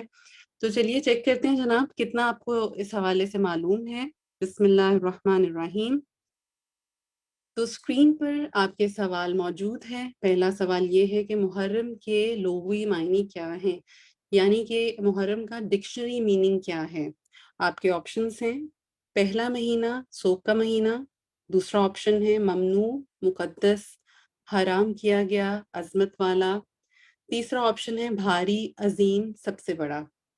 ذرا سا محرم پر بھی غور کریے گا تو انشاءاللہ آپ کو آنسر ڈھونڈنے میں آسانی ہوگی۔ کویسچن نمبر 2 کو دیکھیے، ذوالقعدہ، ذوالحجہ، محرم اور ڈیش حرمت والے مہینے ہیں۔ آپ نے چوتھا مہینہ ڈھونڈنا ہے کہ وہ کون سا ہے۔ آپشنز ہیں آپ کے رجب، شعبان یا پھر صفر۔ سوال نمبر 3 دیکھیے کہ ابو موسیٰ اشعری رضی اللہ عنہ کے توجہ دلانے پر 17 ہجری میں عمر رضی اللہ عنہ نے صحابہ کرام سے مشورہ کیا اور علی رضی اللہ عنہ کے مشورے سے رسول اللہ صلی اللہ علیہ وسلم کے واقعہ ڈیش کو اسلامی سنہ کی ابتدا قرار دیا. واقعہ معراج کو، واقعہ ہجرت کو، یا پھر واقعہ فتح مکہ کو؟ جی. سوال نمبر 4 دیکھیے، ماہ محرم کو بعض تاریخی واقعات کے پیش نظر ایک خاص اہمیت حاصل ہے، وہ کیا واقعات ہیں؟ آپشن 1 ہے فرعون غرق ہوا، عام الفیل کا مشہور واقعہ ہوا، عمر رضی اللہ عنہ قاتلانہ حملے میں شہید ہوئے، یا پھر آپشن 2 قارون ہلاک ہوا، عیسیٰ علیہ السلام کو سولی چڑھایا گیا، فتح مکہ ہوا. سوال نمبر 5 ہے کہ محرم کی ڈیش تاریخ کو عاشورہ کہا جاتا ہے، کون سے دن کو کہا جاتا ہے؟ کیا وہ 8ویں محرم ہے، 9ویں محرم ہے، یا پھر 10ویں محرم؟ سوال نمبر 6 دیکھیے کہ ایام جاہلیت میں ڈیش عاشورہ کے دن کا روزہ رکھتے تھے، اور رسول اللہ صلی اللہ علیہ وسلم بھی، پھر ہجرت مدینہ کے بعد بھی آپ صلی اللہ علیہ وسلم نے یہ روزہ رکھا اور صحابہ کرام کو بھی رکھنے کا حکم دیا. البتہ جب ماہ رمضان کے روزے فرض ہوئے تو آپ صلی اللہ علیہ وسلم نے فرمایا جو چاہے اب اس کا روزہ رکھے اور جو چاہے چھوڑ دے. اسے مسلم نے روایت کیا ہے. آپشنز ہیں مسلمان، قریش، یا پھر یہود. سوال نمبر 7 دیکھیے کہ رسول اللہ صلی اللہ علیہ وسلم نے فرمایا میں سمجھتا ہوں کہ اللہ تعالیٰ عاشورہ کے دن کے روزے کے بدلے، یعنی اگر ہم اس دن روزہ رکھیں گے تو اس کا کیا ریوارڈ ہے؟ آپشنز ہیں گزشتہ 1 سال کے گناہ معاف کر دے گا، آپشن 2 صغیرہ گناہوں کو معاف کر دے گا، آپشن 3 گزشتہ سال اور آنے والے سال کے گناہ معاف کر دے گا. ٹھیک ہے، تو لاسٹ کوشچن دیکھتے ہیں. رسول اللہ صلی اللہ علیہ وسلم نے عاشورہ کا روزہ رکھا، یعنی 10 محرم کا روزہ رکھا، اور لوگوں کو بھی اس کے رکھنے کا حکم دیا. تو لوگوں نے کہا اے اللہ کے رسول صلی اللہ علیہ وسلم، یہ وہ دن ہے جس کی ڈیش عزت کرتے ہیں. ٹھیک ہے، آپ صلی اللہ علیہ وسلم نے فرمایا جب اگلا سال آئے گا اگر اللہ نے چاہا تو ہم ڈیش تاریخ کا بھی روزہ رکھیں گے. ٹھیک ہے، تب آپ نے بتانا ہے کہ کس محرم کے دن کا کہا، کیا 9 محرم کا کہا یا 8 محرم کا کہا. ٹھیک ہے، تو جناب یہاں ہمارے 8 کویسچنس جو ہیں وہ محرم الحرام کے حوالے سے کمپلیٹ ہوتے ہیں. میں دیکھ رہی تھی ماشاءاللہ زونی نے تو کویسچن نمبر 3 تک پہنچنے تک ہی کر لیا ہوا تھا، اور اس کے بعد فرد نے، پھر خالدہ خانم نے، پھر شبانہ نے اور سبین نے بھی، اور باقی ساتھی جو ہیں وہ ماشاءاللہ وہ بھی جلدی جلدی کر رہے ہیں. اچھا چلیں ذرا چیٹ میں 1-2 سوال آپ سے لیتے ہیں. یہ بتائیں کہ یہ جو اسلامی مہینوں کی تعداد ہے جو آپ لوگ بتا رہے تھے مجھے کل کی کلاس میں بھی بہت سارے ساتھی کے 12 ہیں، یہ ہمیں کہاں سے پتہ چلتا ہے؟ کیا اس کا ذکر قرآن میں ہے یا نہیں ہے؟ معلوم کہاں سے ہوا؟ رابعہ کہہ رہی ہیں یس، عروج کہہ رہی ہیں حدیث سے پتہ چلا، پھر رابعہ کہہ رہی ہے قرآن سے پتہ چلا. اسلامک کیلنڈر تو ہے، ہجری کیلنڈر تو ہے، لیکن پتہ کہاں سے چلا؟ یہ کیسے معلوم ہوا کہ جو اسلامی سال ہے اس میں بھی 12 مہینے ہیں؟ اچھا، یہ ایک مکس سا جواب آ رہا ہے کہ قرآن سے، حدیث سے. اگر آپ لوگوں نے وہ ای پیمفلٹ دھیان سے پڑھا ہوتا تو اس کے بالکل شروع میں ذکر تھا کہ اللہ تعالیٰ نے ان مہینوں کی تعداد جو ہے وہ 12 بتائی ہے، اور اس میں جو ہے وہ حرمت والے مہینے 4 ہیں. کچھ یاد آیا آپ لوگوں کو؟ تو اب آپ نے کرنا یہ ہے کہ آپ نے واپس سے جا کے جو ہے وہ گروپ میں سے اپنا وہ ای پیمفلٹ کھولنا ہے، دیکھنا ہے کہ قرآن کی کون سی آیت ہے، اور پھر یہ ہے کہ آپ اگر عام لوگوں سے بات کریں گے نا تو آپ دیکھیں گے بڑے مکس سے آنسر ملتے ہیں. ان کو نہیں پتا کہ اسلامک کیلنڈر میں کتنے مہینے ہیں. اگر آپ ان مہینوں کے نام بھی پوچھیں تو میرے حال ہے بہت ہم میں سے کم ہیں جن کو 12 مہینوں کے نام بھی آتے ہیں، یا ان کو یہ بھی معلوم ہے کہ 12 میں سے 4 جو ہیں وہ حرمت والے مہینے ہیں. اور اگر حرمت والے ہیں تو کیا مطلب ہے حرمت والے مہینے، اور ان مہینوں میں کرنے کے کام کیا ہیں اور نہ کرنے کے کام کیا ہیں. تو تھوڑا سا ذرا سا ان کو بھی کوئز کریں، اور کوئز کرنے سے ہوتا یہ کہ اگلے کے اندر بھی نا انٹرسٹ پیدا ہوتا ہے جب اس کو پتہ لگتا ہے کہ ہاں یہ تو بڑی بیسک سی انفارمیشن ہے جو مجھے معلوم نہیں ہے، اور پھر یہ کہ وہ سننے کے لیے تیار ہو جاتے ہیں انشاءاللہ. تو چلیے یہاں پر اینڈ کرتے ہیں اپنا یہ کوئز اور دیکھتے ہیں آپ کے جوابات. جی، ریزلٹس میں نے آپ کے ساتھ بھی شیئر کر دیے اسکرین پر، آپ سب بھی دیکھ سکتے ہیں کہ آپ لوگوں نے کیا کیا. تو جناب جی پہلا جو سوال تھا، میں نے آپ سے ڈکشنری میننگ پوچھا تھا، تو اس کا جواب محرم کا کیا ہے؟ ممنوع، مقدس، حرام کیا گیا، عظمت والا. تو حرامین جو ہے اس کا روٹ ورڈ تھا، تو میں آپ کو جو ہنٹ دے رہی تھی کہ حرام کیا گیا. تو الحمدللہ 91% جو ہے انہوں نے اس کا صحیح جواب دیا. سوال نمبر 2 جو ہے وہ اس میں نے آپ سے پوچھا تھا کہ وہ کمپلیٹ کریں کہ وہ کون سے 4 مہینے ہیں جو حرمت والے ہیں. تو ماشاءاللہ یہاں پر 91% ساتھی جو ہیں انہوں نے صحیح جواب دیا کہ ذوالقعدہ، ذوالحجہ، محرم اور رجب. ٹھیک ہے. سوال نمبر 3 جو ہے میں نے آپ سے پوچھا تھا کہ وہ کون سا واقعہ تھا جس کی جو اسلامک کیلنڈر ہے، ہجری کیلنڈر ہے، اس ایپیسوڈ پر، اس ایونٹ پر جو ہے اس کی ابتدا رکھی گئی تھی. تو جناب وہ واقعہ ہجرت تھا، اور اس کو 73% ساتھی جو ہیں انہوں نے صحیح جواب دیا. اب دیکھیں جب یہاں پر 30% جو ہے وہ کنفیوژن کا شکار ہے، تو اس سے کیا پتہ لگتا ہے کہ ہمیں صحیح سے معلوم نہیں ہے کہ کیا واقعہ ہوا تھا. ٹھیک ہے.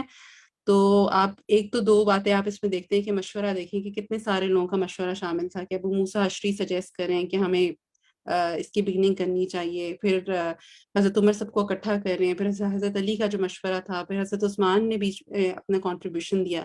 تو کیا تھا کہ مدینہ منورہ کی طرف سے جو ہجرت کا آغاز تھا وہ ذی الحج کے مہینے میں کے آخر میں شروع ہوا تھا، اور اس کے بعد جو پہلا چاند نظر آیا تھا مدینہ آنے کے بعد وہ محرم کا چاند تھا. تو پھر اس کو سلیکٹ کیا گیا کہ اسلامک کیلنڈر جو ہم جس کو ہجری کیلنڈر کہتے ہیں اس کا فرسٹ منتھ ہوگا، that is going to be Muharram انشاءاللہ.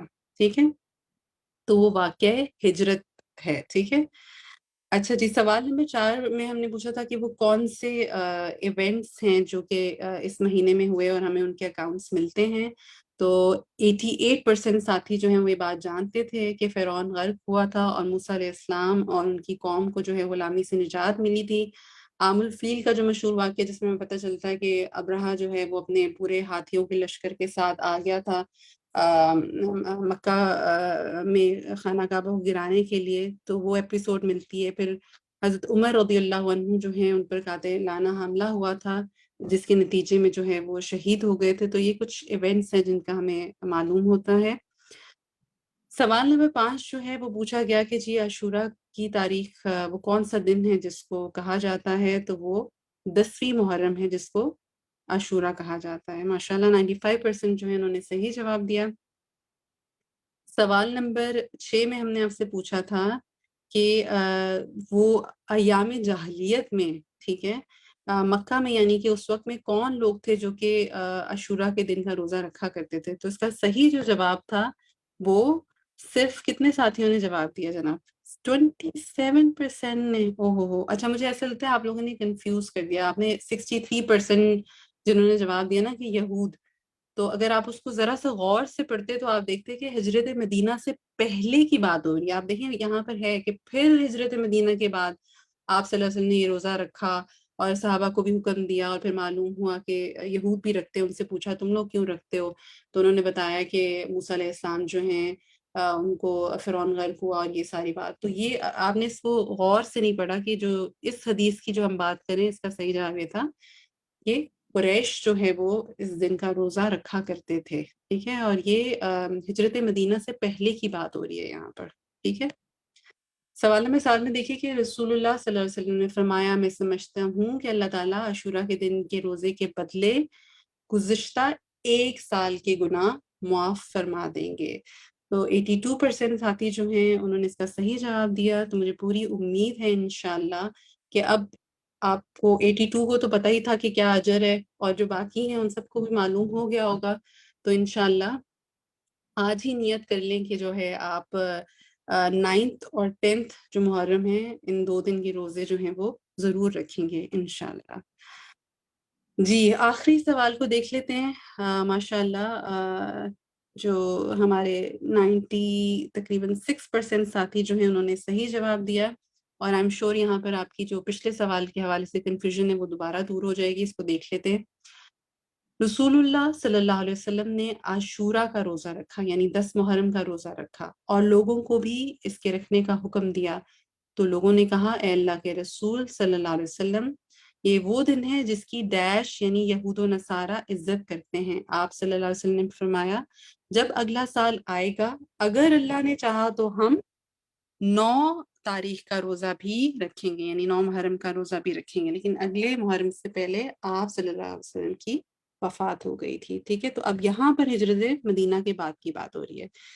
تو جناب یہیں تک رکھتے ہیں اور اب ہم بڑھتے ہیں اپنے آج کے لیسن کے حوالے سے جو کوئز ہے اس کی طرف، اور دیکھتے ہیں کہ آپ کو کتنی بات جو ہے وہ سمجھ میں آئی.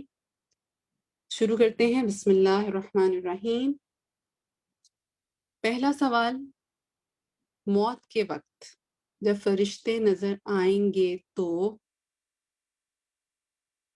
کوئی معذرت کام نہیں آئے گی یا پھر فوری معذرت کرنا فائدہ دے گا؟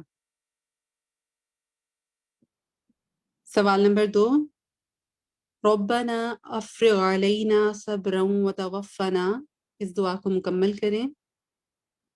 آپشنز ہیں مؤمنین، مسلمین یا پھر کافرین.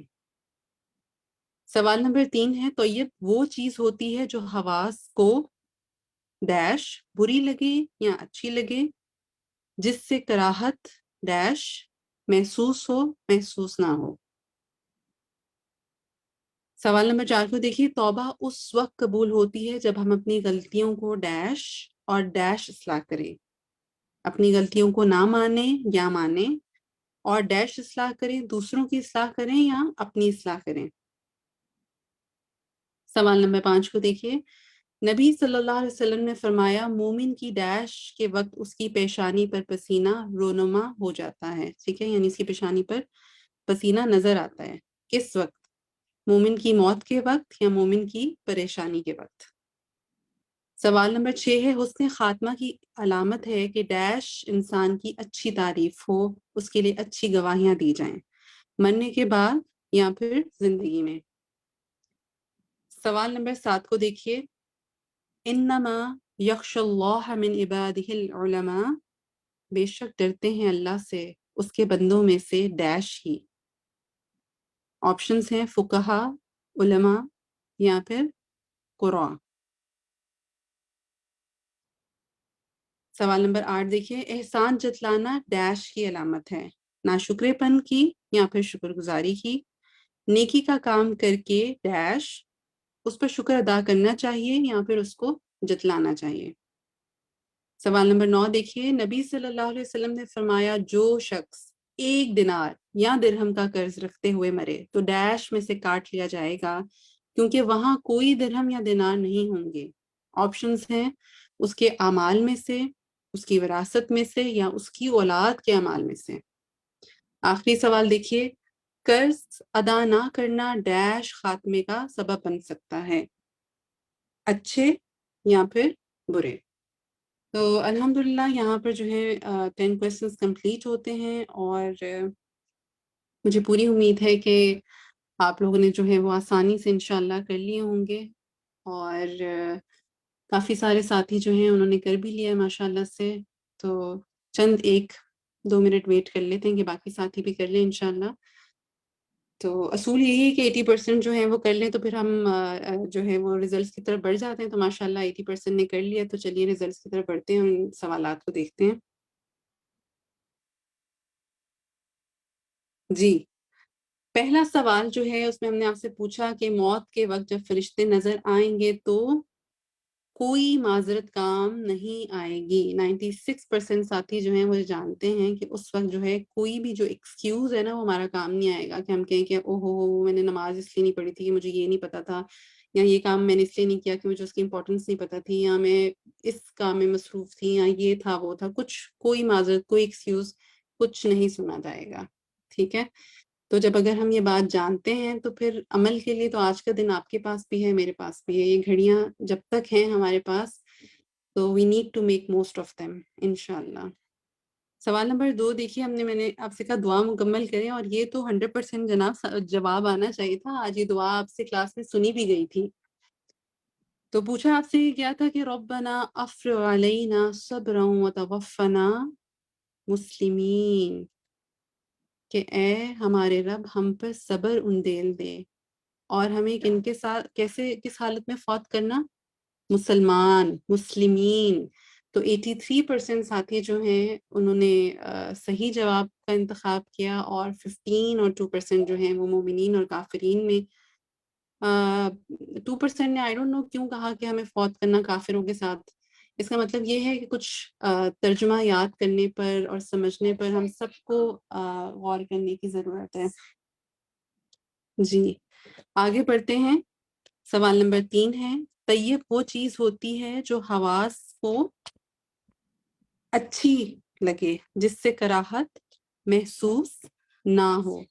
تو یہاں پر الحمدللہ 77% ساتھی جو ہیں انہوں نے صحیح جواب دیا، اور 23% جو ہیں it is a big number جنہوں نے کہا کہ طیب وہ چیز ہوتی ہے جو حواس کو بری لگے. تو طیب جو ہے وہ پاک چیز میں سے ہے نا، پاکیزہ چیز میں سے ہے. ٹھیک ہے، تو اس کو دیکھ لیجیے پلیز. آگے بڑھتے ہیں سوال نمبر 4 کی طرف. توبہ اس وقت قبول ہوتی ہے جب ہم اپنی غلطیوں کو مانیں اور اپنی اصلاح کریں. ٹھیک ہے، تو یہاں الحمدللہ 98% ساتھی جو ہیں انہوں نے صحیح جواب دیا. سوال نمبر 5 کو دیکھیے کہ نبی صلی اللہ علیہ وسلم نے فرمایا مومن کی ڈیش کے وقت، یعنی کہ اس کی موت کے وقت اس کی پیشانی پر پسینہ رونما ہو جاتا ہے. ٹھیک ہے، الحمدللہ 98% ساتھی جو ہیں وہ بات جانتے ہیں. سوال نمبر 6 کو دیکھیے. حسن خاتمہ کی علامت ہے کہ مرنے کے بعد، یعنی انسان جب اس دنیا سے چلا جائے، اس کی اچھی تعریف ہو، اس کے لیے اچھی گواہیاں دی جائیں. تو 96% جو ساتھی ہیں انہوں نے الحمدللہ صحیح جواب کا انتخاب کیا. سوال نمبر 7 جو ہے اس کو دیکھ لیتے ہیں کہ انما یخش اللہ من عبادہ العلماء، بے شک ڈرتے ہیں اللہ سے اس کے بندوں میں سے علماء. تو ہنٹ اگین وہاں موجود تھا. 12% نے کہا فقہا، اور انہوں نے کیوں کہا؟ کیونکہ اگین وہی بات ہے کہ کچھ آپ لوگوں کو جو ہے اب وہ محنت کی ضرورت ہے کہ آپ جو ہیں وہ ترجمہ یاد کرنے پہ جو ہے نا ذرا سا وقت لگائیں، اور پھر دیکھیے گا انشاءاللہ کہ آپ کو قرآن پڑھنے میں یا حدیث پڑھنے میں کتنا مزہ آئے گا، جب ٹیکسٹ پڑھنے کے ساتھ ساتھ آپ کو جو ہے وہ سمجھ آئے گی. اور پھر جب آپ دعائیں مانگیں گے نا تو پھر آپ کا دل بھی نرم ہوگا، اور آنکھوں سے جو ایک انسان کے اس وقت محبت سے آنسو جاری ہوتے ہیں نا، وہ جو کنیکشن آپ فیل کرتے ہیں اللہ سبحانہ تعالیٰ کے ساتھ، انشاءاللہ وہ بھی اسٹیبلش ہوگا. آگے دیکھیے سوال نمبر 8 کو کہ انسان احسان جتلانا ناشکرے پن کی علامت ہے. ٹھیک ہے، بینگ ان تھینکفل. ٹھیک ہے، جب آپ احسان جتا رہے ہوتے ہیں نا، دوسروں کو اذیت دے رہے ہوتے ہیں، تو وہ ناشکرے پن کی علامت ہے. نیکی کا کام کر کے اس پر شکر ادا کرنا چاہیے، یعنی انسٹیڈ یہ کہ آپ دوسروں کو احسان جتائیں، آپ نے تو وہ نیکی اپنے لیے کی ہے، تو آپ شکر ادا کریں کہ اللہ سبحانہ تعالیٰ نے آپ کو اس نیکی کی توفیق عطا کی. ٹھیک ہے، سوال نمبر 9 کو دیکھیے. نبی صلی اللہ علیہ وسلم نے فرمایا جو شخص 1 دینار یا درہم کا قرض رکھتے ہوئے مرے تو اس کے اعمال میں سے کاٹ لیا جائے گا، کیونکہ وہاں کوئی درہم یا دینار نہیں ہوں گے. تو ٹھیک ہے، اس کی نہ تو وراثت میں سے کاٹے جائیں گے، نہ اس کی اولاد کے اعمال میں سے کاٹے جائیں گے. آخری سوال جو تھا اس کا 98% ساتھیوں نے صحیح جواب دیا کہ قرض ادا نہ کرنا اچھے خاتمے کا سبب، قرض ادا نہ کرنا جو ہے وہ برے خاتمے کا سبب بن سکتا ہے. تو اچھے جنہوں نے کہا 2% نے، تو وہ پلیز نوٹ کریں کہ آپ کو جو ہے اپنے قرض کی ادائیگی کے حوالے سے جو ہے وہ خاص جو ہے وہ اہتمام کرنا ہے کہ آپ کے اوپر کوئی قرض نہ ہو. ٹھیک ہے، اور جیسا ایک ساتھی نے ذکر بھی کیا کہ وہ اس کو بتا دیتی ہیں، تو مجھے ایسا لگتا ہے کہ فون میں ہم سبھی کے پاس یہ نوٹس کی اپلیکیشن ہوتی ہے، تو اس میں اپنے یہ جو حساب کتاب ہے نا دن کے، ان کو ضرور لکھا کریں کہ کس کو کتنا دینا ہے، کس سے کتنا لینا ہے، کیونکہ لکھی ہوئی بات جو ہے وہ محفوظ ہو جاتی ہے نا. اور پھر اگر آپ کی اس عادت کا دوسروں کو بھی معلوم ہوگا تو ان کو ذہن پہ زور نہیں دینا پڑے گا یاد رکھنے کے لیے نا. ان کو ایگزیکٹ اماؤنٹ پتہ ہوگی، ایگزیکٹ بندے کا پتہ ہوگا کہ آپ نے کب کس سے کتنی رقم جو ہے وہ لی یا کسی کو دی انشاءاللہ. ٹھیک ہے، تو یہیں تک رکھتے ہیں آج کی کلاس انشاءاللہ، اور دعا کرتے ہیں آپ سے انشاءاللہ نیکسٹ کلاس میں ملاقات ہوگی. جی سبحانک اللہم و بحمدک اشہد ان لا الہ الا انت استغفرک و اتوب الیک. السلام علیکم ورحمۃ اللہ وبرکاتہ.